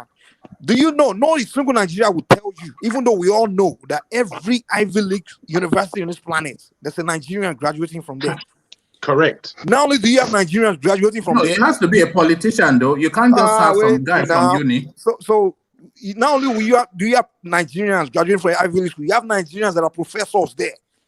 If Biden, yeah, but do they have the name recognition and the broad scope? That's why I say we are the problem, because it's the way we think. Someone like Biden, American government understand that, and you can go and be recruiting those kind of people and be put them in his cabinet. You understand? We Nigerian people, we see Biden Mike, the only outlier, there are only two outliers in your argument, and that is the president of France and the president of Canada. If you look across the world, it's the same thing. The president of India is a deep-seated, dyed-in-the-wool, hardcore politician. America, the same thing. Boris Johnson, he's done the rounds. Everybody has done the rounds. Angela Merkel, so it's the same thing. You can't just say some. But at least those countries are working. Listen. At least those countries are working. Nigeria hasn't been working, so we know that he hasn't been working, and we are being led by politicians all this while. So when will it occur? We are taking a big leap. Listen, when will it occur to us to say, you know what, let's just dump this whole politician thing and go and look for the Nigerians? You have to politic your way into that position that you're describing is the thing. We don't have to, man. We don't have to. Following, by the way, you have to politic your way in. You can't just come and land and say, oh, I got the first class from Harvard and Oxford combined, and therefore I'm a sharp mind. That's not my point. You didn't get my point. I said, we the Nigerian people, we are the one that should go and recruit those people, bring them, invite them, and say, how about all these Nigerians that are suffering? Do they have the political sagacity? 250 ethnic grouping. Do they have the political sagacity, the breadth of knowledge and the weight of character? You think it's just clever? It's not just clever. There's a lot that goes into it.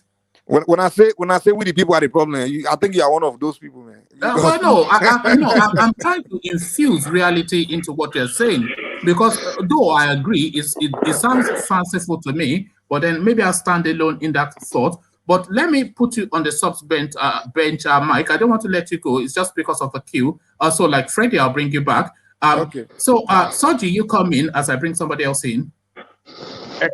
Again, I do kind of agree, Mike, in terms of the Nigerian space is not a space where political sarcasticity is necessarily, because we can't say that Buhari is necessarily has the now. The fact is, he is. Is to topple many had for the 50, 60 years in the country. And if we're not thinking in that way, if we're thinking, oh, it's not reality, it's just reality. Nigeria is not reality. It's not. So how realistic is it what Mike just suggested? There are some guy from Ivy League, some top tier university, because he has a genius brain, and then we go and recruit him and make him president. How does that happen? What's the pathway to that? It's not as simple as that. You're right to have a tough guard on what as it were. However, what we are really suggesting is that really, if we want Nigeria to do anything in this world, it can't be done with the people that you're presenting. Atiku, all of these. I'm not presenting anybody. I'm just saying what is in the field. You're bringing the reality to the table. But that is the presentation. What I'm saying is that for the ones who we believe have some nous in that country to run the country, there are more that we don't know of as yet. And for us to get to know them, or for us to position someone, or to bring someone amongst us who we know that we can back, that is a route, and it's something to believe in, because there's nothing there to believe in right now. which is why somebody like Nnamdi Kanu has so much power. He has this power because he sparks a difference. He has so much because he's saying he's talking a different narrative. No matter the amount of dislikes that we may have about his presentations, but the fact is he's so different. That's why he's garnered such support. If we do not begin to train our people, if we do not begin to have this level of discussion, do you agree that they have to serve an apprentice, whatever that word is, before they are able to get into that presidency? They have to make their face known and their political positioning known, and that is having a good 5-7 years in the murky waters of the Nigerian political space, so that people can familiarize themselves with whoever this Ivy League genius is. I totally understand what you're saying, one man. The only thing is, do we have the time? We've got 2 years, really. If the country still survives, we have 2 years to bring that person. No, it's not happening in the next election. We're looking to the future because the next election is already settled. But that's a shame. If the next election is already settled, do you not think so? Do you disagree? Yeah, I can learn from you on that subject. No. What are your thoughts? It's a fait accompli. But what are your thoughts? All I can tell you, from my point of view, somebody else, another person running Nigeria of the same ilk, is another waste of 4-5 years. No, let me press you on that, Soji. What is going to happen between now and 2023 that is going to make things change from what we all anticipate that it will be another one of these faces that will occupy that seat? So what is going to change by your estimation? I'm not saying what you wish, but on a realistic thing, if matters remain as they are, there's no revolution, there's nothing, and we just stagger our way in whatever form into 2023, what will happen come 2023 other than rinse and repeat with a different face? What is your anticipation? Ian, I understand the question very much. And my anticipation is of the day. Every day I look at the news, I look at Nigeria, see what's happening, and it's disastrous. It's something being killed. It's agitation. It's man against man of different reasons. Now, if that is to continue over the next 2 years, I don't expect Nigeria would survive. I really don't. I don't know about you, but I don't expect it to survive over 2 years with that kind of aggression. Well, it survived up to this point. The same things that are happening are the same things that have been happening since 2015. I mean, look, the savaging and the brutality. As somebody from Yoruba, I've traveled the country, northwest, east, and south, and the country is quite different. When you enter the east, it's be like saying a different country. When you go to the north, it's a different country. Let's bring Ume in because he's been waiting patiently. So land your point. Your point, Soji, then we bring Ume in. Is that the West was clearly the safest territory in the whole country. Today, none of us can say that. So the whole country is consumed. Do you expect it to last years? I put it to you. Okay, I'll reflect on that as I hear from Ume. So Ume, Soji, if you don't mind, I'll put you on the sub bench as well to bring you back, just to let somebody else in. So Ume, off you go. Introduce yourself and tell us where you stand in the conversation. Ume. Well, from where I am is night, so I will say good night to everybody. My name is Umene Diego anyway. So I wasn't brave enough to attend the whole thing. Pardon? No, I said I wasn't brave enough to attend the whole thing. That's why I shortened your name to Ume. Carry on. Okay, I know that. No, that's okay. It's okay. So what I'm saying is, it's not. I get the point the last speaker was making. We all know that the way Nigeria is today is unworkable, is unsalvageable. That is my starting point. It's unsalvageable. Why do you say that? Why I say that is that the reality on ground shows that, one, there is not even a Nigerians today to come together at a round table. We've been through a civil war and we came out to the other side. Ome, we've been through a civil war and we came out the other side. We have been through a civil war and we came out the other side. Yes, exactly. The reality so why would you say it's between 1960, yeah, that's what I'm saying. I'm trying to answer it. 1967 to 1970, it is what you call today from the boundary between Enugu and Benue State down to the boundary between Rivers and Abia State, down to the boundary between River Niger and Onitsha, and down to the boundary between somewhere in Abia and Cross River. We are the people that want to go alone. The rest united against one person. That's why we came back from it. If what I'm seeing from the Yoruba people for the first time in my adult life, led by an eminent professor, Professor Emeritus of history, who is speaking for them, talking that the Yoruba, this is their time to be own, that they are not going to fire a gun and they want to go. Why I'm saying this is that this is unique. Why I'm saying this is that this professor said 2 or 4 months ago, they were asking him why. He said they have foreseen that war will break out in Nigeria, that they, the Yorubas, are not interested in fighting anybody. They don't want to hold gun. They want to stay those that want themselves. This is Professor Akintoye talking. Now, already, the people they call the Igbos, everybody will tell you, oh, Igbos are being dealt with since 1970.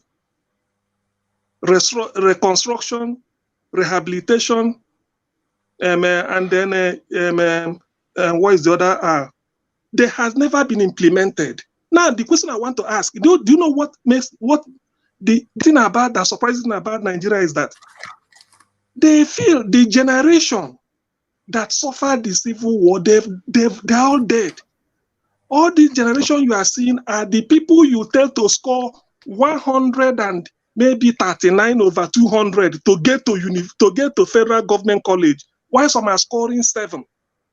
When they wake up at the age of 11, 12, at the age of 10, 11, you started telling 3 people or 10 people playing together in a football field that you have to score different cutoff mark to get to King's College in Lagos. To get to King's College at Yaba, to get to Federal Government College in Kaduna, and all the rest. I'm coming. So this is why the generation now, and if you notice, during the Civil War, the bulk of the Igbo people are in Nigeria. Let's not go the number of Igbo people that are outside Nigeria are far more than those that are inside. We understand it. Hold on. The man told me, say, I will see Oyibo, no the look road. Ome, just hold on. No one can hear you because I've muted you. Just hold on. You muted me. Yeah, no, you have to allow the conversation to. Yeah, you have to avoid. The Yorubas are also widely traveled. For somebody like Professor forget it.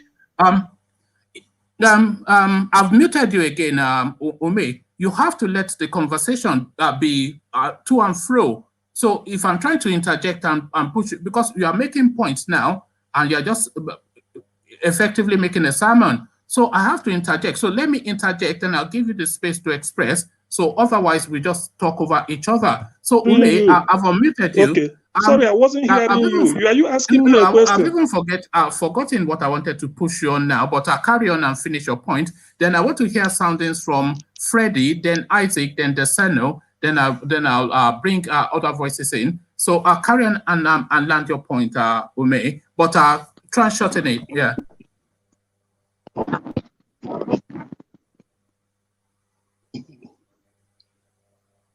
Yeah, you're up. Oh, sorry. I think I may have discombobulated you by interjecting. Freddie, you're up. What is that? Okay. Sorry. Yes. Yoruba people will say.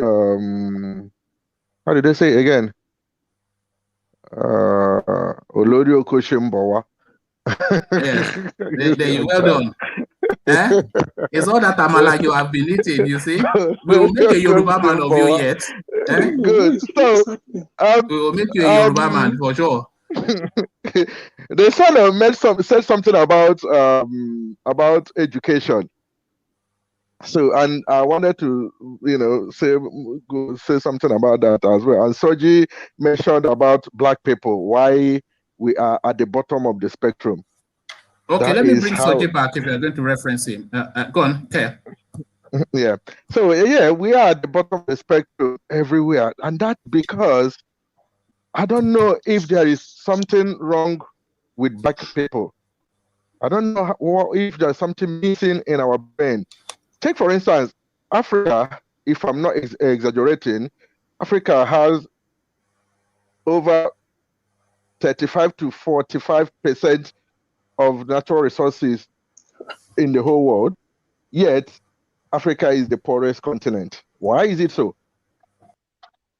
That is it. That means there is a big problem with us. That is why every other race treats us like nothing, because we do not put our acts together. They cannot race against the Indians the way they race against Black people. You cannot race against the Chinese. Freddie, if you had a Nigeria that had nuclear weapons and was throwing its weight around, and everybody was in fear of Nigeria, do you think the Black people around the world will be treated the way they are being treated? No, that's what I'm saying, because we have common electricity we don't even have. So who will respect you? Where your president go abroad for medical treatment, who will respect you? That is it. Then the senator talked about education. Yes, for any country to thrive very well on education should not have anything less than 35% of the budget. But in Nigeria, is at 13% that the budget for education. They killed off the educational system in Nigeria. And even that 13%, they loot it. Exactly. Whether purposely or what. So because they want to keep people there uneducated and only their children be educated, so that they recycle the power. They send their children abroad to go and study, and then they kill off the educational system, so that you don't get to get education there, and their children will go and study and come back and continue looting us dry from where their parents stopped. So that is it. And that is why this generation now, people are becoming aware and people are asking questions. I think that is why, until we have that honest discussion amongst ourselves, I don't think we are going to make any headway. We need to sit down and have that honest discussion, be honest to ourselves and say, fine, okay, those our elites should put their hands up and say, yes, apologize to us that they've messed us up, that they've messed up the whole thing. Okay, from henceforth, that they are gonna, things are gonna turn on for good.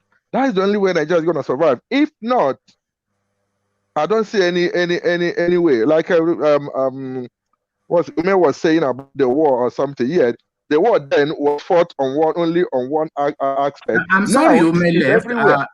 I wanted him to finish. To finish what he was saying, because he was making sense somehow. Yeah, because now the war is everywhere, as in it is now everywhere. You said we fought the war and came out at the other side. Yes, because it was on one direction, which is fine. Now, if there's anything like that again, we're not gonna come out at the other end. Trust me, because it's widespread now, and then there's so much resentment for us, and people have bottled it in for so long, and they know that, listen, enough is enough. And that is what is going on until the elites, like the vice president said, was it yesterday, that the elites had to speak up until they start speaking up. I don't. And telling us the truth. Why are you calling him the vice president? It's the T-boy, isn't he? Isaac, is he the T-boy or not? Let's hear Isaac. Let me give him his answer. Okay. Go on, actually, I want to ask some questions from Precious, but it is very unfortunate that you discharged. No, Precious is still here, so let me bring Precious back. how do I bring Precious back? Let me put Freddie on the Freddie, sorry. Let me put you on the subject just so Isaac can address Precious. Hello, Precious. Yes, go ahead. Yes, okay. I think Isaac wants to address you. So off you go. So now the question I have for him is that you did mention that you prefer Tinubu to Atiku. If no choice. So like me, I will prefer, if I really want to vote, I will prefer Atiku to Tinubu. Tinubu is from Yoruba, but it is just that I believe it's going to be even worse more than Atiku. You also mentioned that I think you mentioned about youth. So how much do you trust Showore? Because I think you mentioned it in your statement. Yes. So how much do you trust Showore? So I trust him. I know he can do well because can you hear me? Yeah, I can hear you. Okay, because the reason is one, I mean, look at him. So many times they've given him money to kind of be on their side, but he refused so many times. Like he's not influenced with the money. Okay, this man has been out on the field, on the street, fighting, trying to convince people, let's come together and do this. Okay. Now I'm going to reference Showore and Desmond Elliott. So how can you compare two of them? And this guy in Delta State, is it Delta State or Kogi State? Francis. No, the governor of Kogi State. Desmond Elliott and Showore. Remember, they are all youth. Three of them are youth. So how can you differentiate three of them? Okay. First of all, you just don't see people by their face and judge them. Showore, what's the proof that this man will go there and do something wrong? Why don't you give him that? Let's just allow somebody of our age group to go in there and see the difference. Because you're mentioning the same. I don't want to compare him with all those guys you're mentioning. Because I don't believe Showore belongs to that class. The reason why I ask you is that, for my own opinion, I do not really trust Showore as well. The reason is that Desmond Elliott, right, was one of those that if they say one of the youth that if they say that it would be so corrupt, I will say no. Because this is the person that is a crook. This is the person that social media, he used a lot of social media before he got to power. Now he was one of the champions that is passing law in Lagos State so that they can censor social media. Yeah. So that is why I'm saying, how much do we also trust Showore? You see, in 2018, I was one of those who was campaigning for Showore. As a matter of fact, I compelled my sister that if you don't vote for Showore, don't call me for any assistance. God. Let me jump in real fast. To be mentioning those names. Who's jumping in? It's me, Mike. Hello, sorry. So to be mentioning those names alongside with Showore, that's an insult to Showore. Let's let Precious go. Let me finish this point. Hold on. Let's let Precious go because I think he's tackled this. Precious, we'll have you back. Well, it's just okay. You stay because the person I wanted to let in has gone. So carry on. Finish your statement. Okay. One thing I want to say is this. You see, power is very powerful. You cannot know the true character of a man until you give him power. You see, for Tinubu, we know. I know his performance will be, it will be worse as Buhari. That's just my opinion. And for Showore, I supported Showore in the last election. I contributed money, did everything that we campaigned for, from here and all of that. But there is something I'm not still convinced about him even though I supported him, in the past. If I was to suggest anybody as for the presidency of Nigeria, all the people that paraded themselves, as candidate, Atiku and all of that, no, I will not vote for any of them. I would rather look for somebody who I know will be able to manage Nigeria very effectively. I would rather go for somebody like Adesina, the Africa Development Bank president. Oh, right. Well, no, yes. What about Madam Ngozi? What about Madam Ngozi? Yes, exactly. Madam Ngozi, yes. Yeah. Those are the kind of people I'm looking for. I'm not looking for politicians. I'm looking for managers. We need to start looking at people's resume and qualification and not just the faces. Yeah, these people look at Sowore attended. Sowore went to Columbia University in New York City. Do you know what Columbia University is? I know. I live in America. I lived in America before, so I know. The terrorists we have as a minister now went to Harvard. The terrorists that we have as a minister. Yes. Went to Harvard. That man didn't go to Harvard. It's not about qualification. He didn't go to Harvard. That's propaganda. Leadership is about character. Leadership is about character. You understand? It's not just about. It's not about face. It's not about degree. It's not about personality. But it's about your character. Yeah, but Sowore has articulated himself. We heard him. Okay. Yes, you cannot trust a man until you give him power. Then the man in him will come out.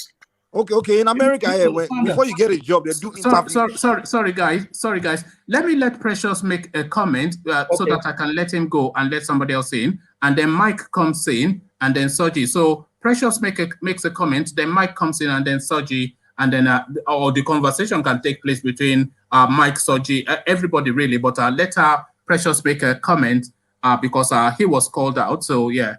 So Precious. Okay. Thank you for giving me the opportunity. But Mr. Man, the guy that just finished talking just now, you're talking about Sowore. Well, there's no, you haven't really convinced me this is what he did wrong for you not to give him support this time. This is a guy, like you're comparing because Elliot went there and screwed up. The other guy went there. So you haven't even tried him. You're just passing judgment against him. Why don't Precious, I think the point that is being made is if we are saying let younger people in, so we're looking at the younger people that have had the chance, like Desmond Elliott and Yaya Bello in Kogi State, and there's nothing to recommend them. They are equally as bad, if not worse, maybe not worse, but certainly equally as bad as what we have in situation at the moment. I think that's the point. Okay. Well, there's other people. Well, there's other people that can do better that we already know. Like the lady you were mentioning just now. She's really good. We know that. But is she coming on board? Is she trying? If she don't try, are we going to force her to come in and try? So the people that are sacrificing themselves to do this. So why can't we at least back somebody up? We have no time. Instead of us jumping here and there. Tinubu or Atiku. We know those guys, they are all the same. Why don't we try somebody neutral? I wouldn't vote for any of those people. Exactly. Okay. Thank you, Precious. Let me bring in another face. Thank you, Precious. I know you have more to say, but as you know, the other person has now decided. Okay, carry on. Mike, you were talking before, yeah. Yes, like I was saying, we have to start looking at resume, and also we have to start interviewing people that we want to appoint and let them articulate themselves. So the reason why I say he's the only one among all of them is the fact that the man has sat down and articulated himself. He articulated his position, things he would do, and what is his qualification. So the rest of these guys are mentioning, all they came out to do is, okay, I will give you this, I will give you that. They don't articulate themselves, and then you guys put them in, and then you complain. Yeah, absolutely. So that's what I'm saying. So when you start saying, oh, this one is young, that one is old, it's not about being young or old. It's about who the person is, So Nigeria, we went around. That's why I don't feel sorry for Nigerians. During that campaign, he's the only guy that went around, traveled everywhere, talked to everybody. Yes, that's true. He did all that, and Nigerians ignored him. Mike, by the way, Desano is a Sowore fan too. He said he contributed our money, but as Desano. Yes, I supported him. We mobilized people here in Ireland, raised money. We raised over 1,000 euro and sent to him, sent to his campaign team. We actually invited him to come to Ireland, but it wasn't able to to make it at that period. I as a person, I did not send money to him, but I campaigned for him. And I make sure, even I told all my family, if you don't vote for Favourite, you forget about it. Do not call me for any assistance. Because I was expecting us to change all this old cargo that they paraded themselves in the corridor of power. But what happened? I think Favourite only had 2,000. Yeah, actually, if you look, and that's why I keep saying the people are the problem. It's not the leadership, it's the people. The people are the problem. So we keep pointing Buhari and all these people, but the people are the ones voting for them. But the people are not. See, one thing. What are you going to say about Nigeria? The Nigerian masses, they are not aware of. They are not aware. So that means that's where our problem is. Yeah, they are politically ignorant. They are not aware of what do you not think that is what Shore is doing at the moment? Because even after the campaign, he's still interacting. Yes. Because I've brought Professor Data-O in because I put him on the soft bench just to hear his final comments before we say goodbye. So Professor Data-O, just give us your final comments before we say goodbye to you. My final comments is simple. All these entities in the cycle of Nigeria, they haven't done well. The ones that are meant to do well, they're not permitting them any chance. So, to me, I think it has something to offer. But at this point in time, you see, I keep saying it, the country staying together, the tendency is very low. Let's us go our separate ways. What they call this restructuring won't help us at this point in time, because the people holding on to power want to remain with the power. So it's better we go our ways, let them go, remain with power. The part of the country that wants to go separate, the West go their way, the East go their way. That is the simple thing about it, I bet you one thing, Professor Data-O, and I want to. What you would say, if I could just add a word to what you said. You see, the Fulanis, they've seen Nigeria, they've seen the future of Nigeria. The other democracy, they will not be able to control Nigeria in the future. Is the reason why they are doing what they are doing. You understand? They've seen the future of Nigeria. The other democracy, they will not be able to dominate Nigeria. So that is why you see them doing this rotational presidency, so that they will still be accommodated and still be able to control Nigeria, either directly or indirectly. So it will not work, as he said. Nigeria will not work. The best way is either we go our separate way or we restructure. We have so that we can have regional government and regional military. In that, will not be able to they will not be able to penetrate each other's territory. So for me, that would be. Shall I tell you what I think will happen? What I think will happen is in 2023, probably Tinubu will come in, and then this Odudua agitation will peter down, and the Biafra agitation will peter down. That is what I think will happen. But of course, Professor Data-O, come and disagree with me tomorrow. Okay. Okay, go on. The agitation is not going to lessen. No, it's not. Forget that one. Not for the East. Not for the East. Forget that one. No. When they make some Igbo man the Minister of Defense, and they come and put $1 billion in Igbo land. My brother, go and write it down. You know how our leader writes. Go and write it down. Say I say so.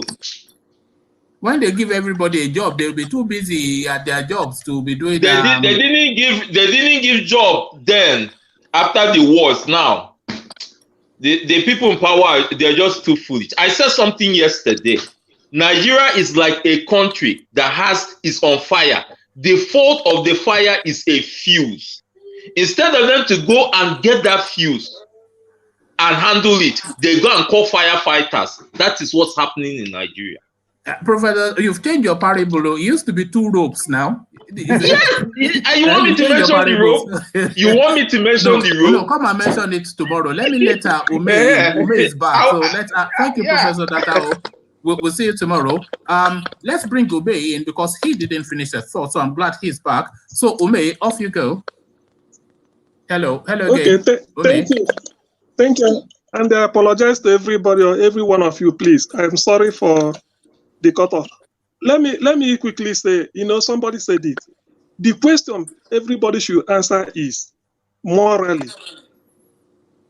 And by forcing somebody to be united with you, what do you gain?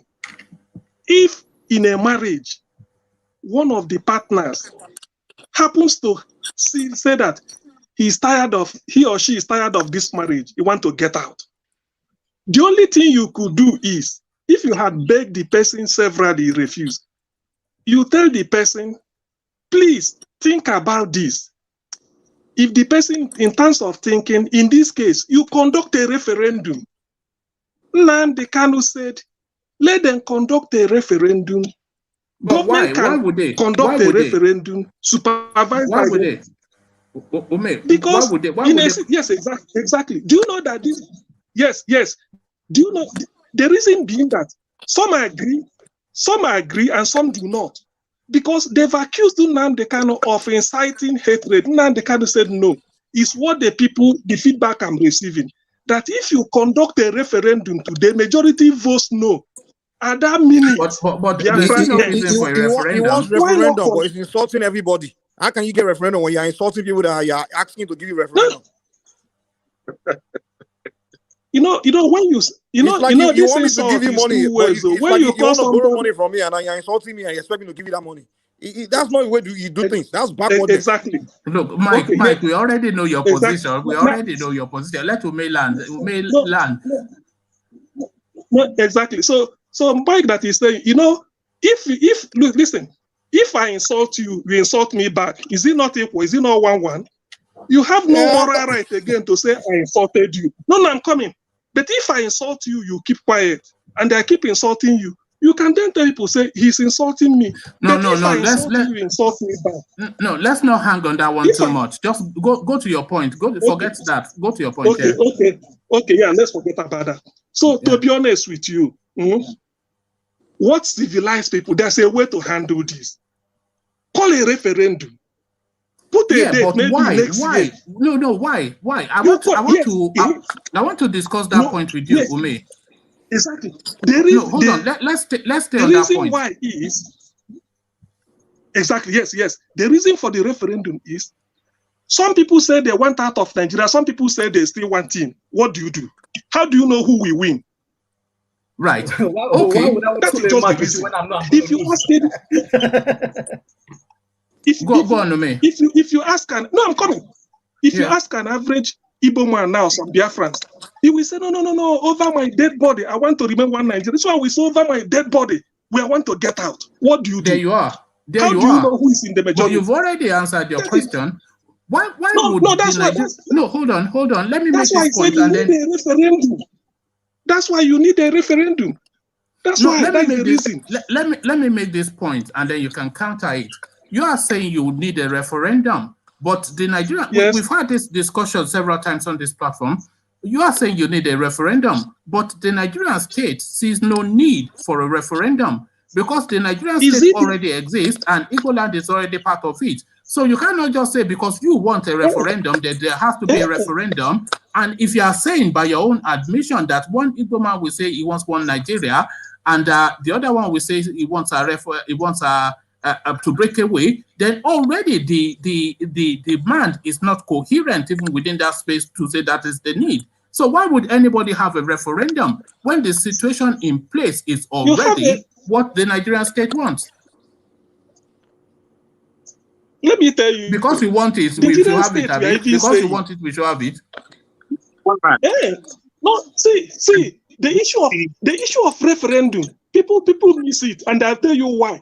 The issue of referendum will even make Nigeria stronger. Let me tell you how. Bola Ige, when he was alive, Bola Ige said, before Nigeria will see meaningful development, I remember, he said it. He said, Nigeria should answer 2 questions. Are we ready to remain together? If they say, majority say yes, then the next thing is how. That how means constitution. Everything settles. But Nigeria has been dancing around it.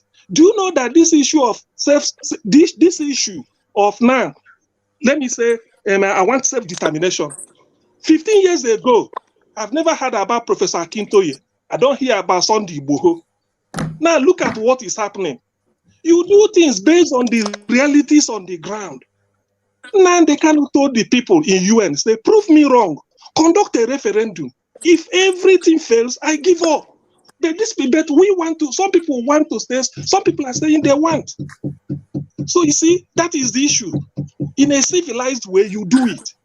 Scotland did it and failed. Heaven did it. No. I'm not quite sure we're looking at it from the same. I think Soji wants to come in. Soji, did you want to? What I would say is that a referendum far out is better than war.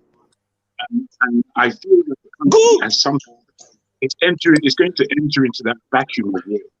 And I feel also, and I understand why, one man, you a lot of credence to the Nigerian state. But the state might be from the Nigerian people. The Nigerian holding the power. Soji, it's the same thing again. Oh. Are you all carry on though? Let's see if we can power through.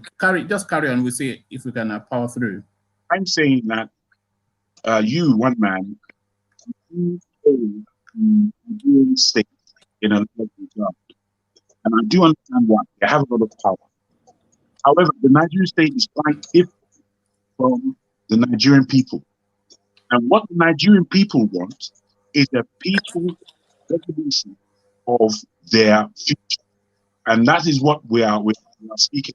We cannot go through another round of archaic policies. Because that's all what's going on. That's all. Okay. We are struggling to hear you, but I did pick a point that you were making. I don't hold the Nigerian state for anything, and I certainly don't hold brief for anybody other than myself. So when Ume is talking or anybody is talking, sometimes I just take the contrary view just to press that matter and see really to evolve it. So of course, I don't disagree with referendum for Biafra, by the way. I do agree, but then just to play devil's advocate and to present the contrary argument to see then how solid that position is. So that is the point. I think generally, people are clever enough to understand that that is the positioning. So that's not to say I don't want a referendum for Biafra. Of course, I want referendum for Biafra, if only to clear up this matter once and for all. But what I'm saying is, the Nigerian state will say that, you know, why would we give you a referendum simply because you say you want a referendum? And Ume has also added to that argument by saying that even there's no cohesion in that want within that space. So why would then that take place? So that's just to play devil's advocate and not to say that I am against it, which I am not. Ume, carry on, land your point, and then because I need to bring Cyril in, Cyril Joe in, he's been trying to come in. So exactly. Exactly. To land my point, let us, from the known to the unknown, Nigerians are different people. Every tribe in Nigeria has a different Nigerian experience. Let us agree to this. That's why we have different cutoff for the same exam. That is the meaning. So because of that, when some people are agitating that they are not happy, you don't go and shut them up. Scotland in the UK praised for referendum, they got one, they voted and lost. That's okay. Quebec in Canada has been doing referendum for long. They keep losing. It's okay. We don't want war. Nobody wants to fight a war. War doesn't solve anything. What, Scotland didn't include Ireland and say, me, Wales, Ireland, we want referendum. Scotland asked for referendum for Scotland. I think if you want referendum, what you should do is ask for equal referendum. You can't be saying you want referendum on behalf of Calabar, on behalf of Ijo, on behalf of Iquere, on behalf of everybody. You can't call for referendum like that. That's not the way it works. Yes, that's the thing. Let me correct you on that so that you will not see it. Was asked this question. Hold on.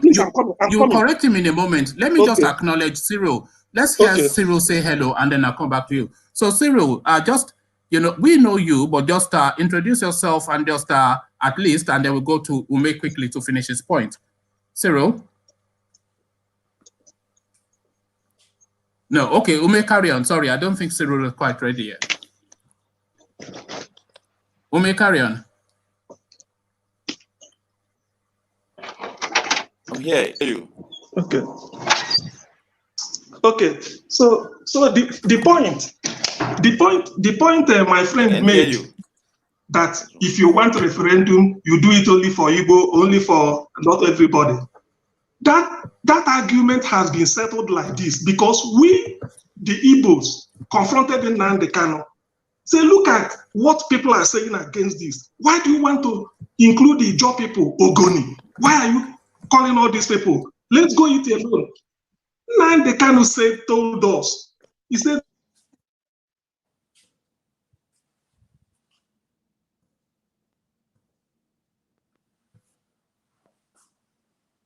Can anybody hear anything? I can't hear him. I can't hear him. I think you may have frozen, Ume. Yeah. You can see that it's stagnated in one position. So Ume, I'll take you off, but you can come back on still. Sorry, Mike, you go. Mike, give. Sorry, Mike. Actually, let's go to Cyril first because we've not heard from him yet. So Cyril, let's hear from you, and then we'll take Mike's closing remark, and then we'll bring somebody else in. So Cyril.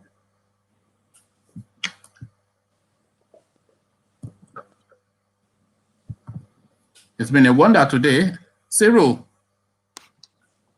you've not dozed off. Are we boring you that much that you fell asleep or not, Cyril? Are we that boring? Cyril.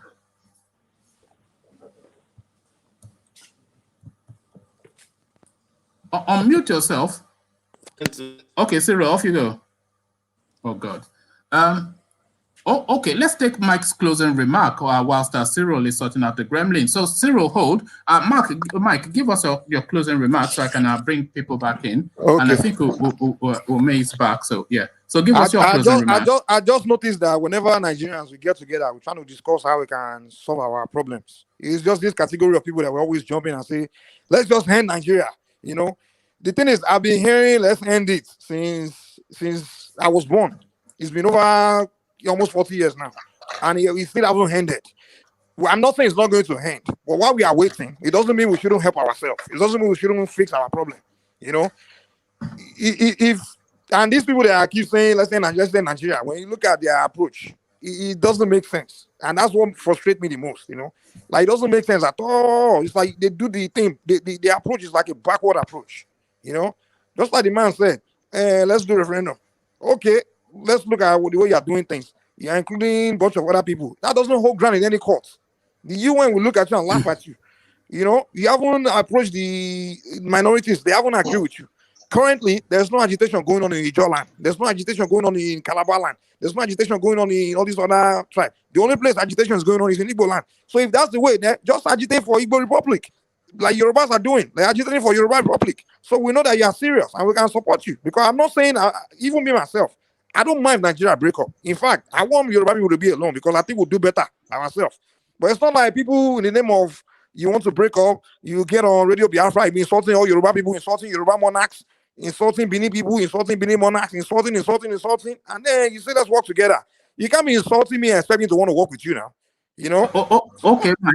Anyway. You see, tomorrow we'll start trying to put a positive bent on these interactions. So we'll, from tomorrow, in civilized tones, try and map out a way for the future, taking into recognition all of the concerns that everybody has, and look forward to you being part of that conversation tomorrow. So that was Mike. Mike is always clear in how he stands in any situation. Cyril, have we got you now? Cyril Joe. Cyril Joe, have we got you now? Cyril Joe? Can anybody hear me? Yeah, I can hear you. Yeah, I can hear you. Yeah, so Cyril Joe, can you hear me? Okay, I think Cyril is still battling with the gremlins. Just give you my closing remarks. He's frozen. Yeah, go on. Yeah. For me, you know, I would love Nigeria to remain, you know, war country because remaining in war country give us that edge, you know, make us powerful, make us strong, you know, strong economy, you know, Also in the future, if we have good leaders, we'll be able to build our military and our economy, a prosperous country. That's what I want. But the reality is, with these Fulani people who are dominating the economy of Nigeria and the politics, these people are not, at the same. They are not at the same level of thinking with the South, so that kind of makes it difficult. And with the way they are thinking, I don't think we are compatible. So the idea is to have a referendum and let the South together go their separate ways and the North go their separate ways. But I would rather really love Nigeria to be one country.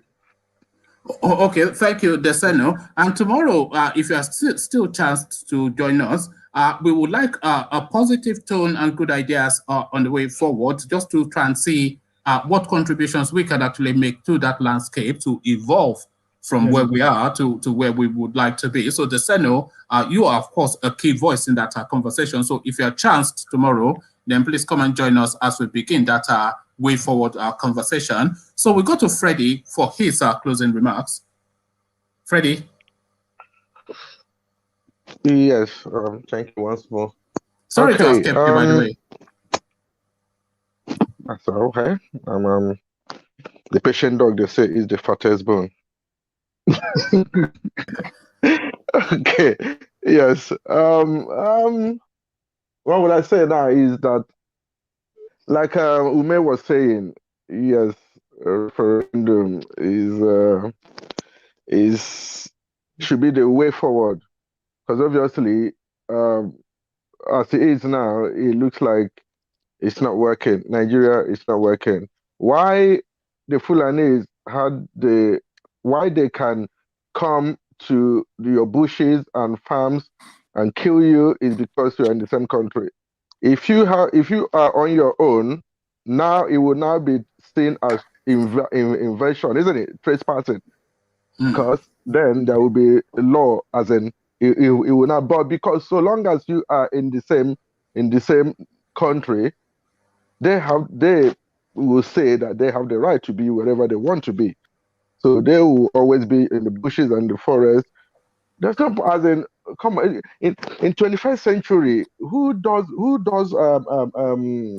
pastoralists or whatever they call it, moving cattle from place to place? Do you think it's pastoralist or terrorism? Because I don't think it's anything to do.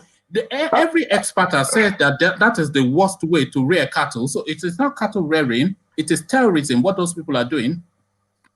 Yeah, I think it is, but that is what they are putting forward for what. That is what they are hiding under. They are hiding under that, so that when you ask, they say it is like they said it is their tradition. So they are nomads. We know that. Can I tell you something that would shock you, Freddie? When they were mapping the rail lines in Nigeria, one of those rail lines, the best route for it, cut through one of these the grazing. Because they have a route that they follow. You see, these Fulanis, when they are cascading from Niger Republic or wherever to come into the Yoruba land and then into Benin Republic, so they have a cattle route. So what the rail line cut through that, and you know what Buhari said? He said they should divert the rail line, and you can imagine the expense of that, because of course they have to go and remodel it before even reconstruct it. So they had to divert rail lines in order to facilitate for these cattle rearers to roll their malu from the Niger Republic to Benin Republic. Can you imagine that? There you go. So why would they even come from Benin all the way cut into Nigeria? That means we do not have borders anymore, isn't it? So our border is porous. Then anybody can walk in and walk out as what kind of country runs like that? What kind of country that does not have? And we're talking about insurgency and insecurity. That means we are not safe then. People just come in and walk out as they please. Is that how people do in countries? That is why we as Nigeria, like, we all know it's not working. If the Yoruba nation has got their country, the Biafran has got their country, they cannot walk in like that and walk out, isn't it? Now it now becomes and that is why they don't want that to happen, because they know that they wouldn't have that opportunity again to do that. So they want the status quo to remain the way it is, so that they'll be able to be lording it over people. But I think it's not going to happen. To be honest with you, I don't even see Nigeria surviving till 2023. Why they're talking a lot about of people are election. saying that, that seems to be what everybody is saying. But I don't know that will happen. But Freddie, what I was saying to everybody is, if you are charged tomorrow and you're happy to come join us again, after we've done the news that we usually, when we get to this tail end, when we're just doing like a free-for-all, round-robin sort of like a conversation, I would like the thrust of it to be like a way forward sort of leaning, rather than regurgitating what we've chewed over countlessly, endlessly over the days. So a more positive lilt with our ideas and way forward. So see how we how things can work out, how we can patch it up, isn't it? Patching it up. Oh, patch it up, break it up, split it up, blow it up, whatever up we're upping it. Let's just up it tomorrow. So we're putting it up tomorrow, and hopefully, Freddie, you'll be a part of that. Definitely, it will be. It's always Thank a pleasure. Much, of course, I mean, everybody knows and loves our Freddie, and that is Freddie again. So I'll bring Soji. No, let's have Cyril Joe, because we've still not heard from Cyril Joe. So Cyril Joe, let's try again. So off you go if you are able to, if you sorted out your system. Thank you very much. Hope you can hear me now. Can you? Yes, I can hear you. We cannot hear you. Now? Yes. Can you hear me? Yes. You better go quickly. There's fire on the mountain now, so just go quickly and run. Calling in from Ankara. Okay, I think I'm going to say the best first. My summary before I even go into any form of analysis is that we should just start getting prepared for a war.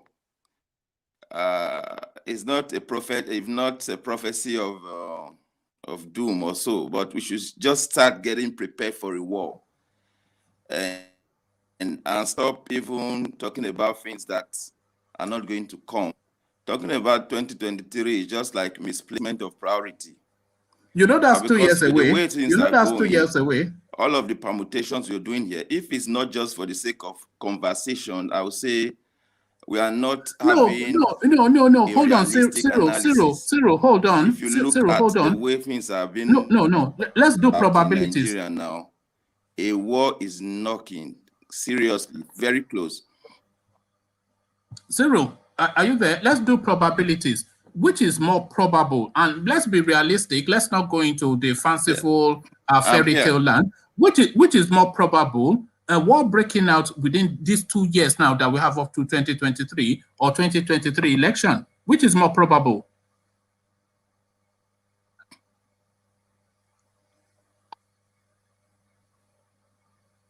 Cyril.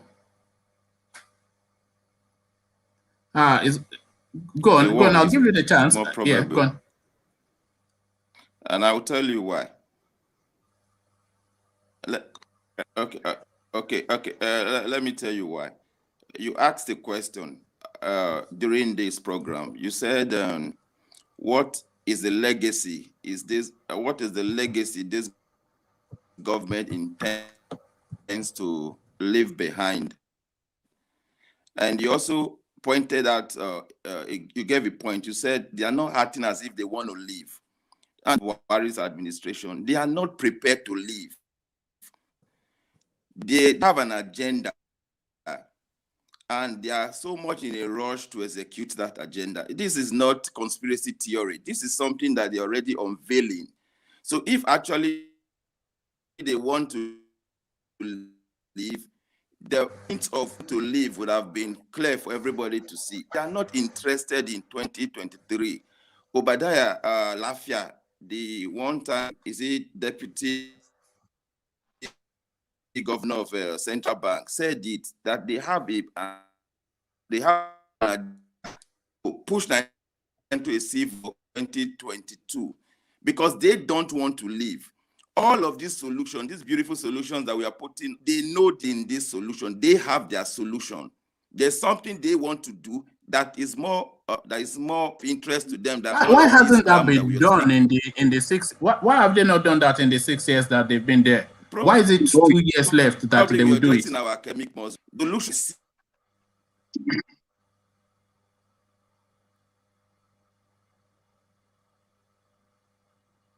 Yes, Soji, you see what is happening? That is what we get sometimes with your system as well. It just sits out. They have been executing this plan. It's not something that you just but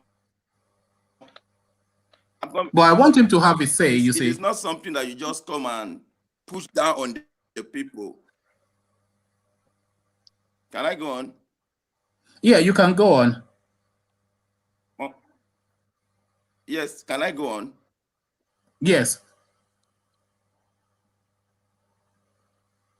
I can hear you. I don't know if I can. Okay. Yes, yes. I said, yes. This is a systematic agenda. This is an agenda. They can't just come and push it on people. Now, they are taking it bit by bit. Now that it is getting close for them to okay, Cyril, I think we get the gist of what they are saying. All of the reactions coming up. These people are not interested in leaving that power, because if they would have been trying to see how they will make preparation for the... Okay. Cyril, I think you're hearing me in delay, and we certainly are hearing you. So that they will also have a soft landing. But that is not what they're doing. You can see that they are preparing for something else. Okay. All right. I was going to ask you more questions, but yeah, I was going to ask you more questions, but the system is bad. We're always delighted to hear your... Yeah, no. Okay. Yeah. The system is bad, so we're always delighted to hear your voice, and we're all listening in rapt attention. But then, of course, if you ever watch it back, then you see how it comes across. So that is Cyril. I think we get the thrust of what he's saying. So Soji, we'll take your closing remarks.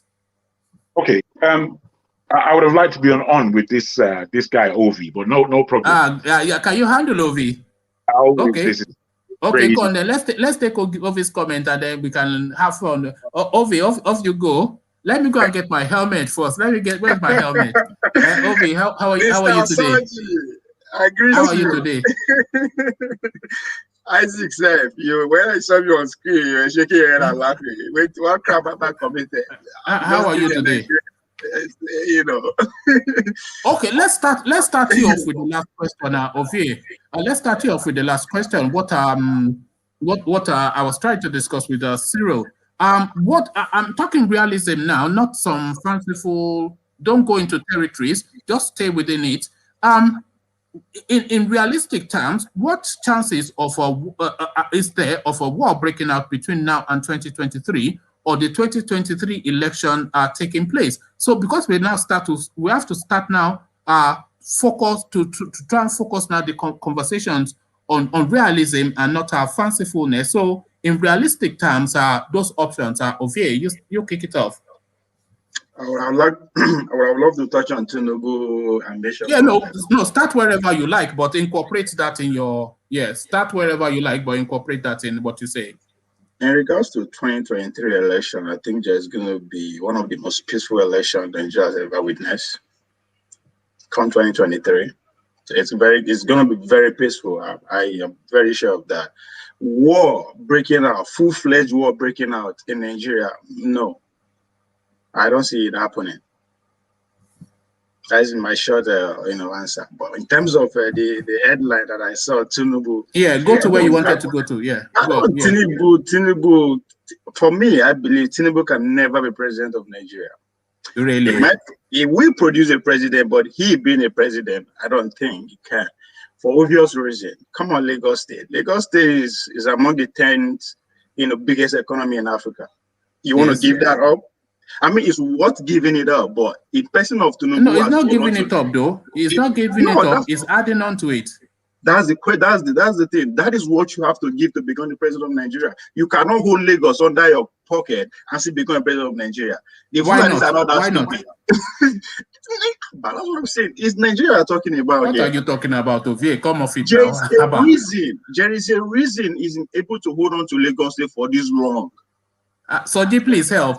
Can you please? As far as Tinubu is concerned, you know, these are really matters as over Lagos, and whether or not he can become president and hold out, it's arguable. I myself cannot do that. But those intricacies, I can't tell you that I'm so or fail.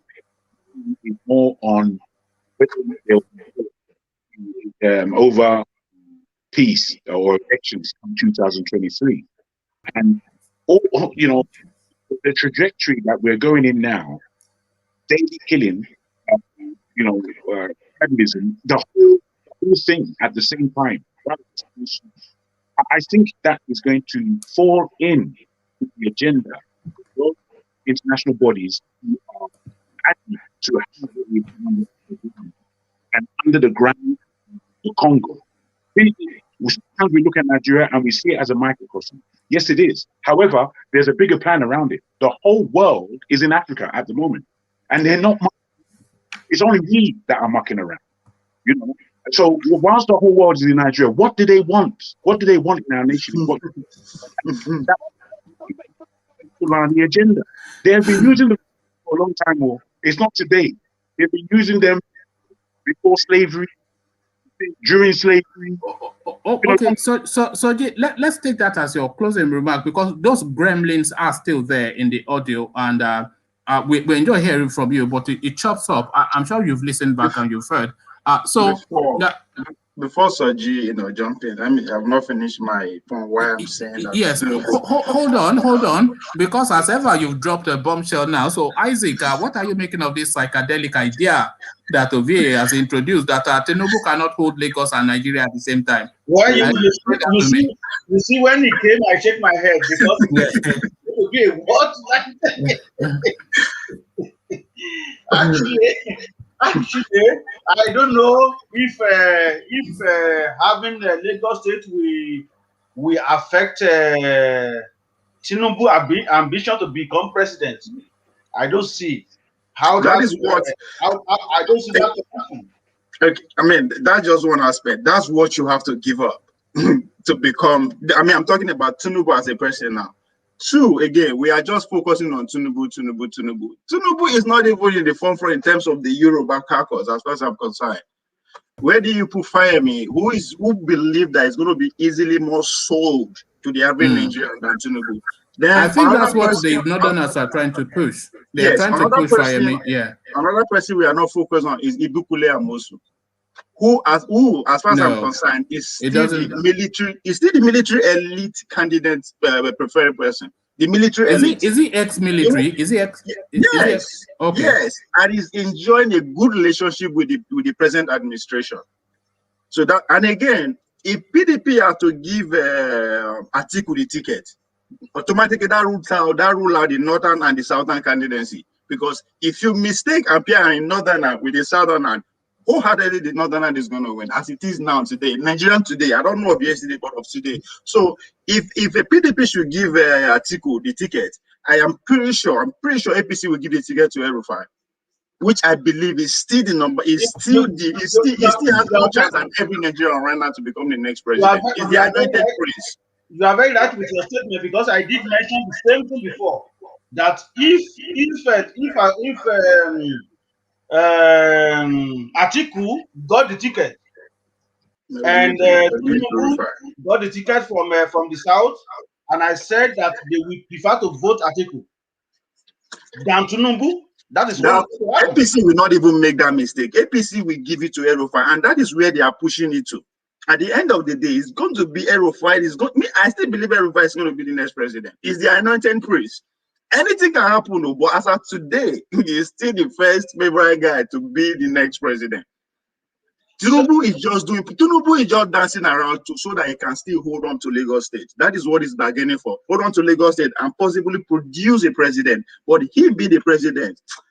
Yeah, I know. And Nigeria not be like that. Nigeria is not as easy the way we are seeing it. Or no, there's a serious interest. There are serious elite who hold on to that country like tight. The military area, the royal, the whatever you can think of. They have one set of family that religion, tribal, whatever, is cut across that boundary. So they are very focused on what they want and where they are going. It's just meant all the masses to actually look through all the shenanigans that is going on, and and look for something to hold on. We just need a common enemy.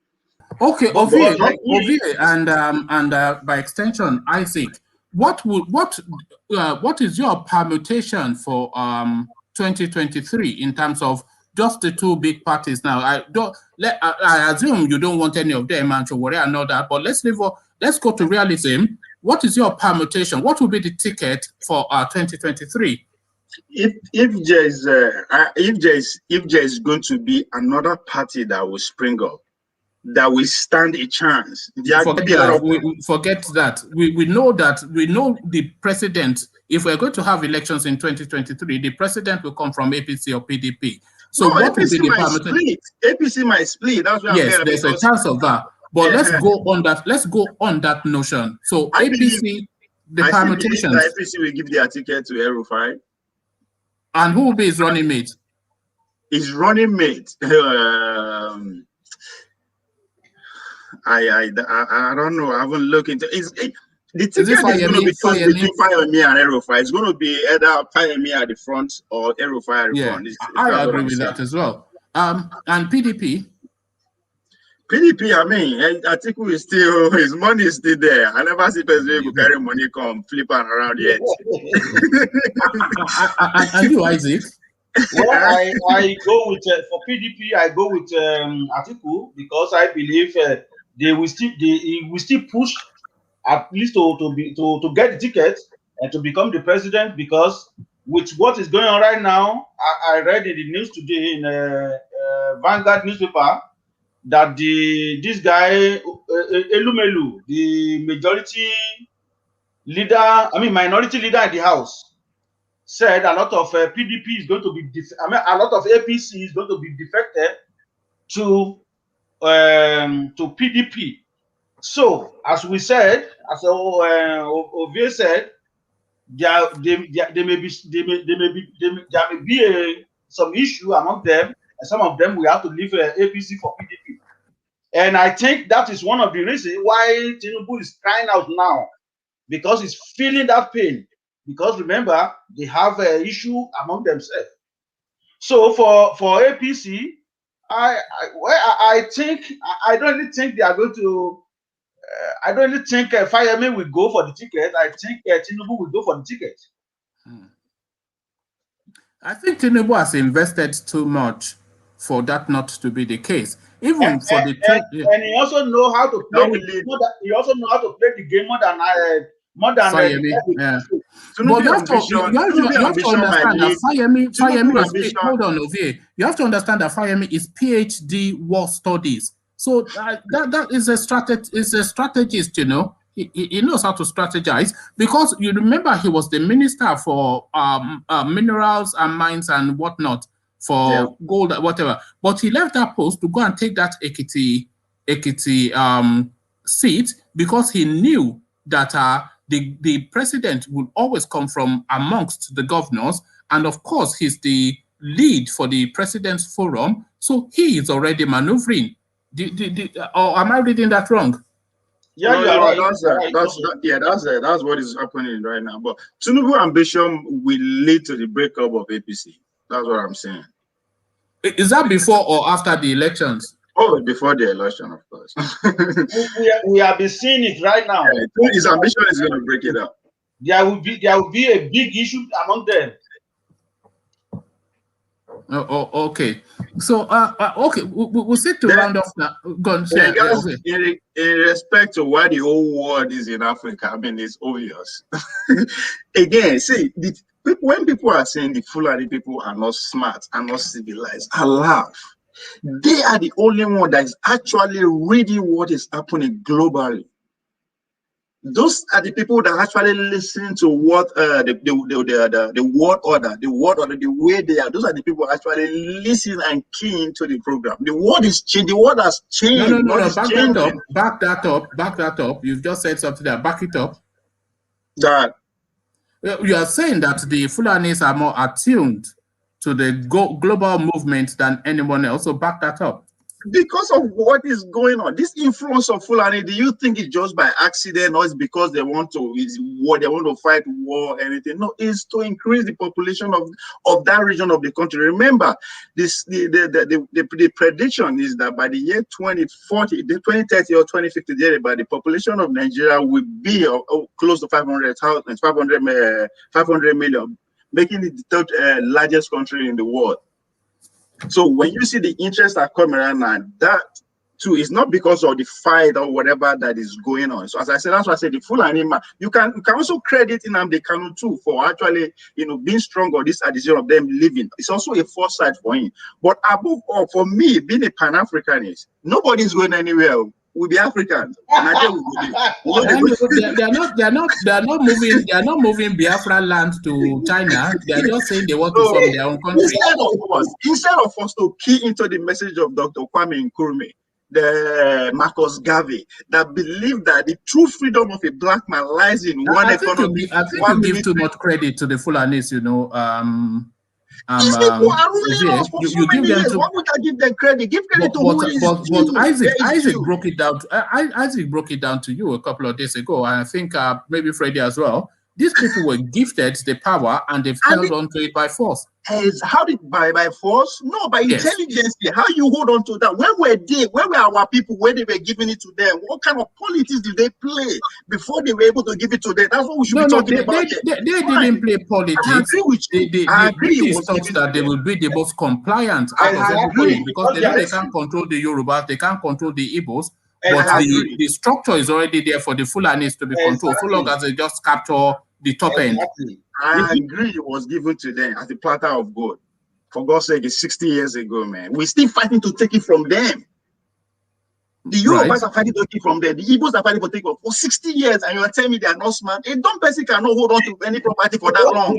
Because it has been manipulated right from day one. It's a game. No, it's a game. They are playing their game right. No, they are not playing however you want to see it. However you want to see it, they are playing it right. It's favoring them. We are the one that how many northern presidency have we had under a democratic dispensation in Nigeria?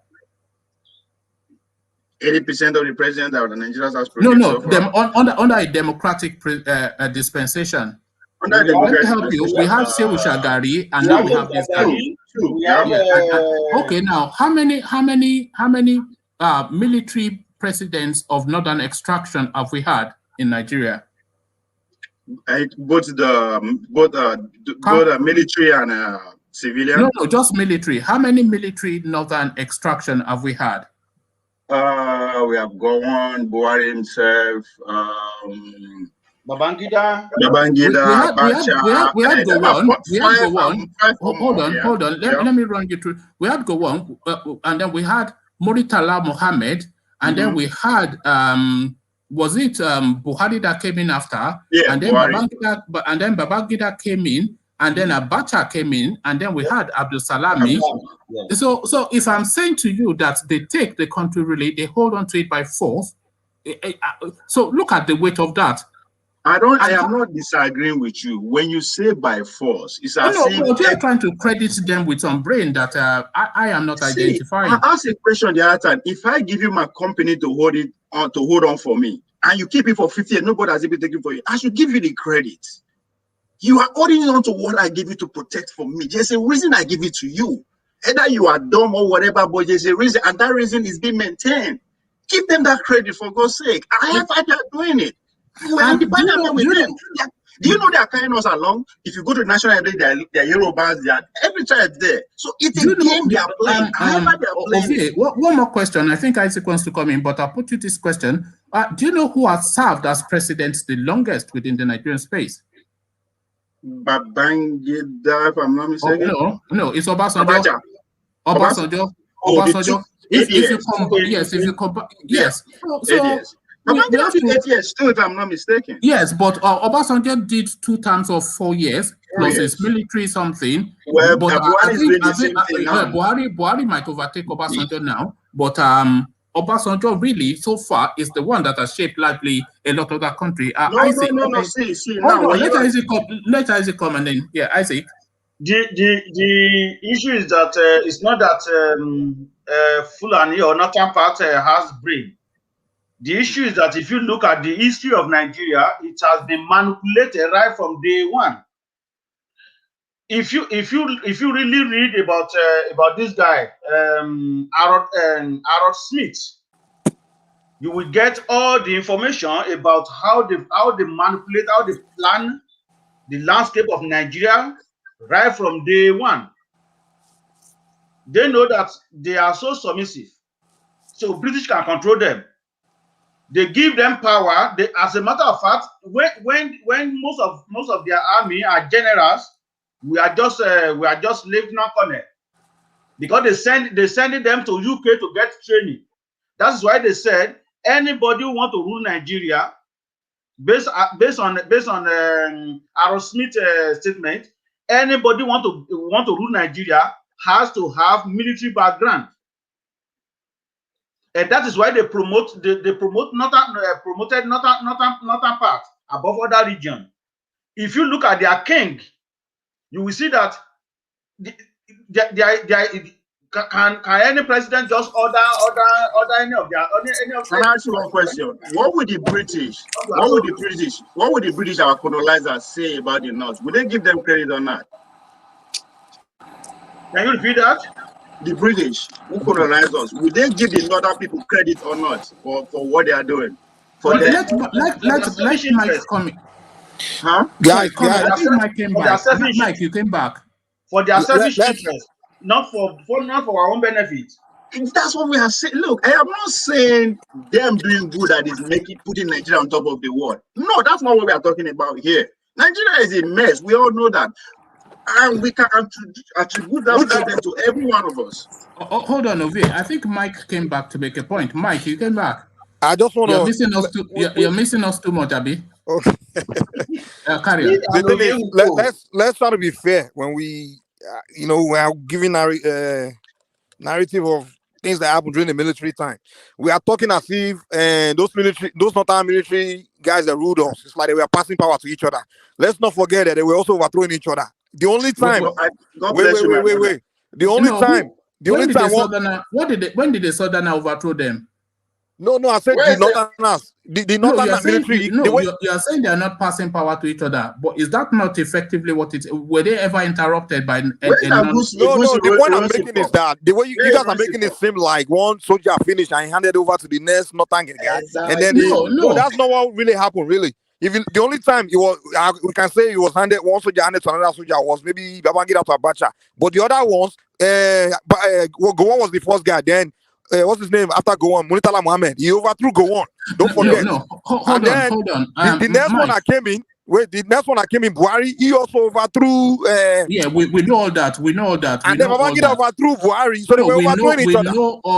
We know all that. So that's not something that we don't know. The point that I am making is that the Northerners, they hold on to that country by force. And I think you are making that point as well. So when the British gifted them that country, one thing that they did do was to weigh themselves in all of the militaries of the country. So they control all the guns. They've always controlled all the guns. So that is why I interrupted you to say that did the Southerner ever interrupt any coup taking that you're saying one coup after the other? So it doesn't really matter if they passed it on to each other either by coup or by pass the baton. I don't believe that the British were the one that gave them any power. We the Southerners are the one that gave them the power, and we are still the ones giving them the power. Okay, we are the one that. No, break that down. See, you keep talking about. Sorry, you keep talking about. Hold on, Ovie. Break that down, Mike. Okay, you mentioned when the British left Nigeria, the Northerners were not the majority in the military. The Southerners were actually the majority in the military. No. We are not talking the military. You are saying the British did not gift them the power that the Southerners gave. Can I say something? No, the British did not give them the power. Right. When the British left, they left us with regional system. But then in the center, they made what's the guy that assassinated. No, Ahmadu Bello, the Prime Minister, Tafawa Balewa. Yeah, Tafawa Balewa. He was the Prime Minister. Zeke was the president. Right. And after Zeke, the next in command was also a Southerner. So most of the hierarchy of the government. Where was the power? Where was the power in that trilogy between Zeke and Tafawa Balewa and whoever else? Where was the power? The power was more with the Igbos. Because let me break it down. Sorry. No, hold on. No, you can't say that. My man. Can I see? The Prime Minister. Let me tell the trilogy now. No. Narrow it to that point. Between Zeke and Tafawa Balewa, where was the power? Is with both of them, the president and the prime minister. No. Okay, let me tell you. You know that they have a president in Germany. You know that they have a president in Germany, but the chancellor runs the state. No, I don't think you're fully. Let's OVA come in. Yes, but then okay. Hold on, Mike. OVA we come keep in. saying they give them, they were given. Let's put it this way.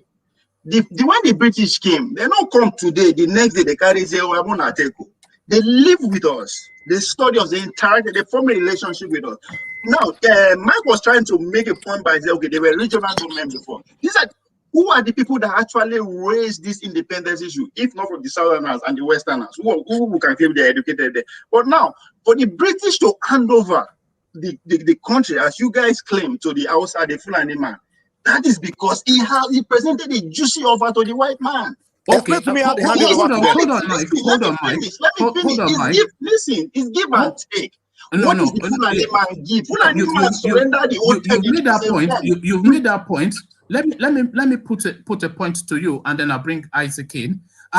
When the British were leaving, when they were handing over power, were they handing over power for the well-being of Nigeria, or for their own interests to still be able to have remote control over the country? For their own interests. Oh, okay, hold that thought. You'll expand on that, but Isaac.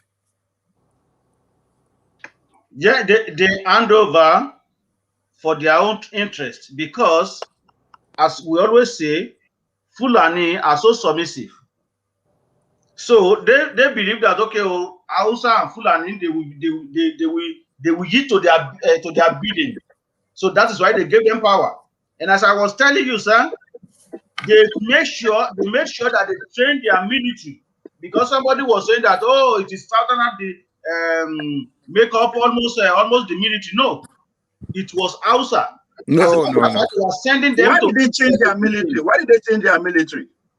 Because they want them to dominate.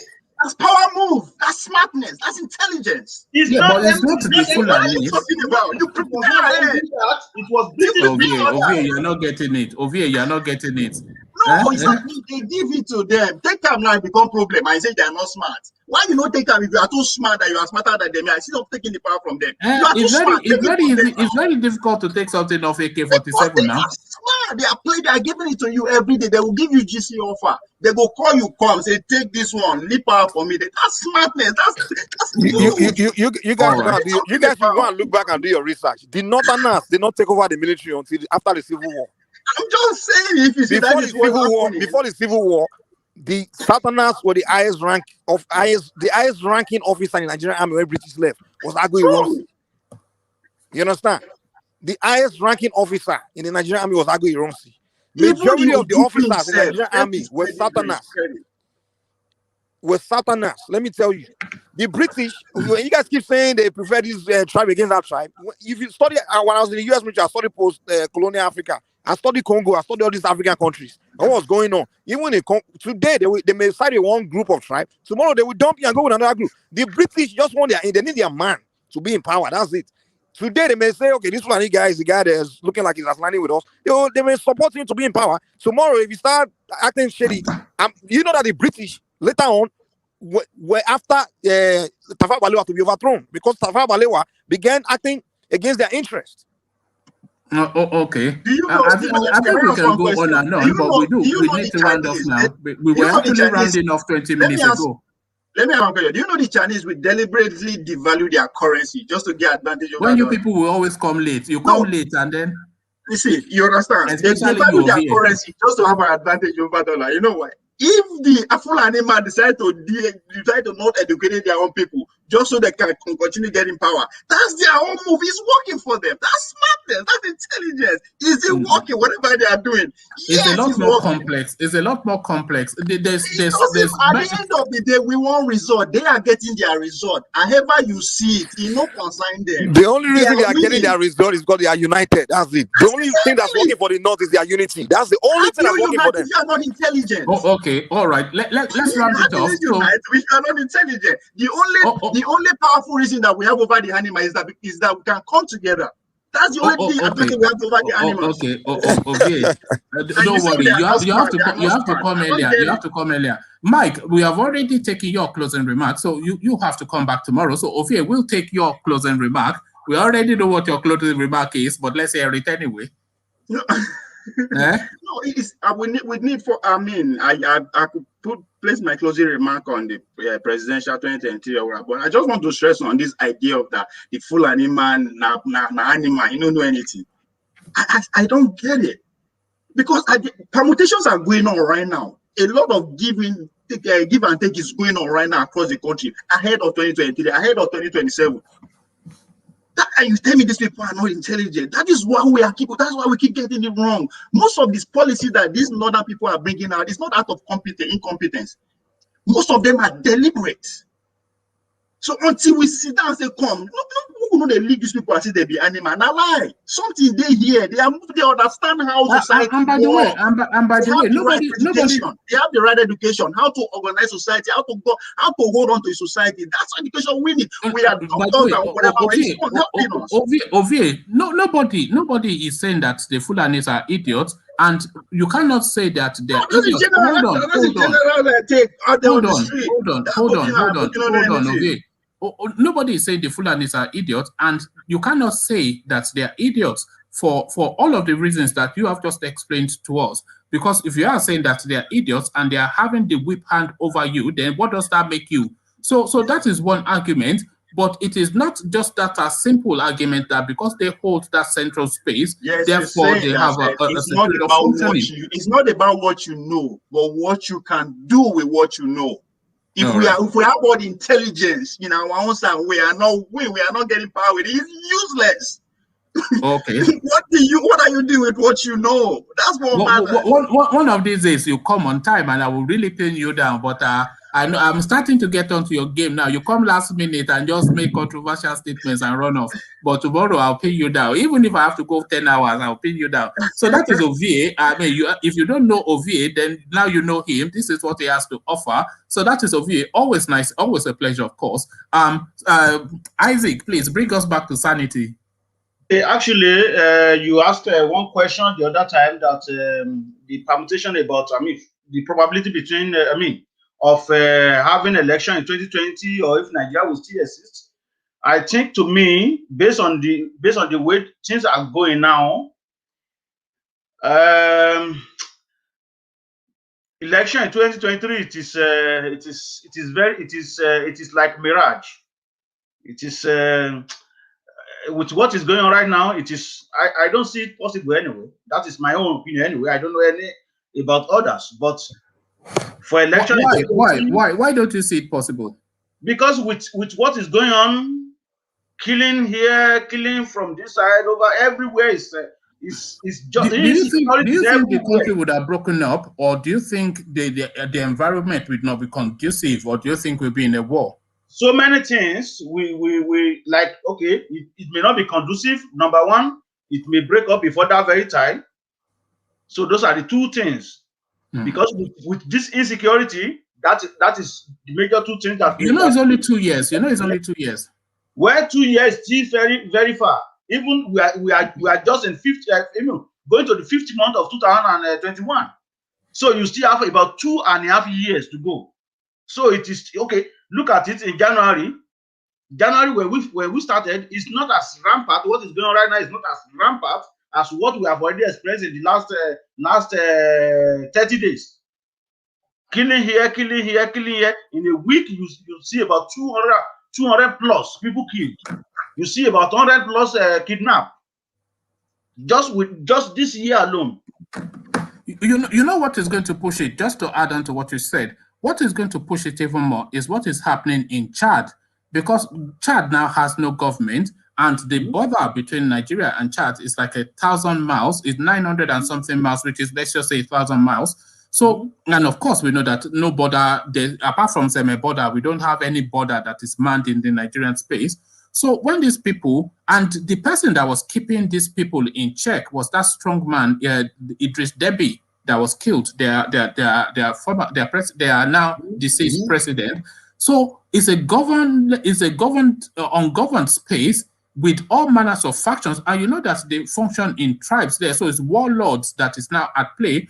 And the person they wanted to bring in is a Mamit Deby, which is the son of this guy that was killed. Yeah. But they are saying he's a playboy and whatnot. So Odifaji is sort of a fella. So he's not a possibility. And there's a power vacuum there, and they are fighting. So if they are fighting that power vacuum, then that war that they are fighting against the Boko Haram, the insurgencies, that has to stay once they sort out their central position. And of course, those people will just, they've already taken four towns in Borno as of 2 days ago. That is what I want to reference to. Well, somebody was saying that they were lamenting that the Abuja was lamenting that they've taken over Niger, and Niger is 2 hours, Niger, not Niger, but Niger State. They've entered Niger State, and Niger State is only so that lends to that language that that 2023 even it might well prove to be a dreamland, but I still think it's possible. Well, to me, I have just given you my opinion, and like you rightly said, since that you can see that when they kill that man, the Idris Deby, when they kill him, you will see after that Boko Haram took over some villages in Niger State. So just after when he was killed, because it was last week, they took over that villages, and it was and they are not going to stop at that village and say it's enough. They'll just keep coming and coming one day. Exactly, they'll just keep coming. As even if you look at the governor of that state the other day, he was so frightening. He was afraid with what is going on. So, let's just wait. Let's just wait and see. But to me, as a human being, I don't see 2023 election. Is either we broke up or there's a lot of maybe civil war as many of the commentators have predicted. That they are saying that they cannot afford another civil war. But already we have civil war already. Okay, Isaac. And what about the you remember we started with the J4 and Tinubu saying that speaking against banditry and whatnot. So any thoughts on that before you go before you leave us? Yeah, the issue of as I said earlier, Tinubu is just in dreamland. You see now that there's a lot of trouble in the APC. In as much that one of them can cry out in the public, and everybody took that video, so he knew that something is APC in a very bad shape right now. So even if he eventually got the ticket for APC, and get a ticket for PDP, I don't see him in Aso Rock. Okay. I don't see him in Aso Rock.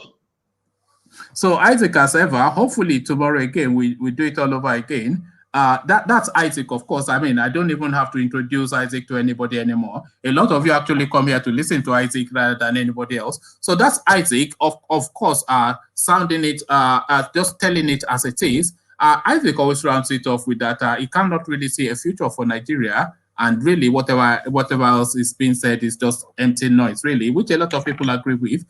There was one last story that I was intending to bring.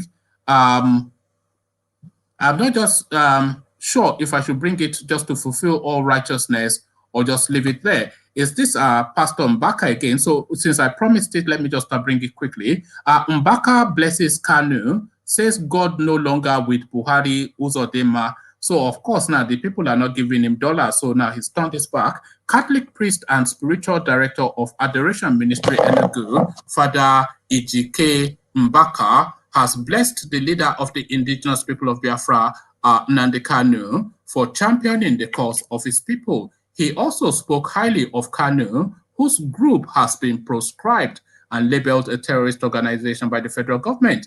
Up till today, I don't know who Nnamdi Kanu is. I have never seen him face to face. Look at my hand on the altar. But I want to tell you something. Wherever he is, may God bless him. Because if somebody has reason to shout that his brothers are suffering, is that a crime? May the Lord bless his courage, Mbaka said in a recent sermon in his church. Mbaka also stated that God had asked him to withdraw his support for President Major General Buhari retired and Imo State Governor Hope Nzodinma, and to prophesy against them. So I paused there for a moment. Yesterday, we were just tackling this as narrative of Isaac and myself, when this same pastor came out in the public space that Hope Nzodinma is no longer taking his course and he has not come to his church to give thanks for him predicting that Hope Nzodinma will become governor of Imo State. So now suddenly God has now revealed to him that he has turned his back against him. So this is now the territory that we're in. The 419 preacher man, Jesus Christ PLC, that is the territory. The fiery priest had caused controversy last year when he prophesied that then Imo Governor Emeka Ehidioha would be removed by the Supreme Court and Nzodinma of the All Progressive Congress APC will be made governor. Mbaka had also prophesied that Buhari will become president and continued to support him at various times. His recent sermon is therefore seen as a departure from his usual stance. The cleric said the government had failed to protect the lives in the country, describing this situation as devastating. Can our security agents and leaders account for us how many children, how many Nigerians have died in 1 week, under 1 month? Students are being kidnapped from universities and there is leadership? No. Either they are involved in it or they should stop it, or what is happening will stop them. So Buhari and Hope and those who want to fight, remember there was a time God said, I should support you people, but now God has asked me to withdraw and prophesy against you, Mbaka said. He also lambasted Buhari for traveling to London to seek medical help nearly 6 years after he had the opportunity of fixing the health sector. So that is that prophet. I just added this story as an appendage because, of course, we were tracking it yesterday when he was begging Nzodinma for money, and because Nzodinma has now not given him money, and now, of course, God has turned against Nzodinma. And that is how things work within the Nigerian space, the ludicrousness of it. But that has been the session that is how we have gone about it today, 3.5 hours into it, and we could have gone on for longer, as you could see. But of course, the conversation does not stop with this session. It carries on in the comment section. So I'll leave you here. Carry this conversation on with you in the comment section. But here, I say peace.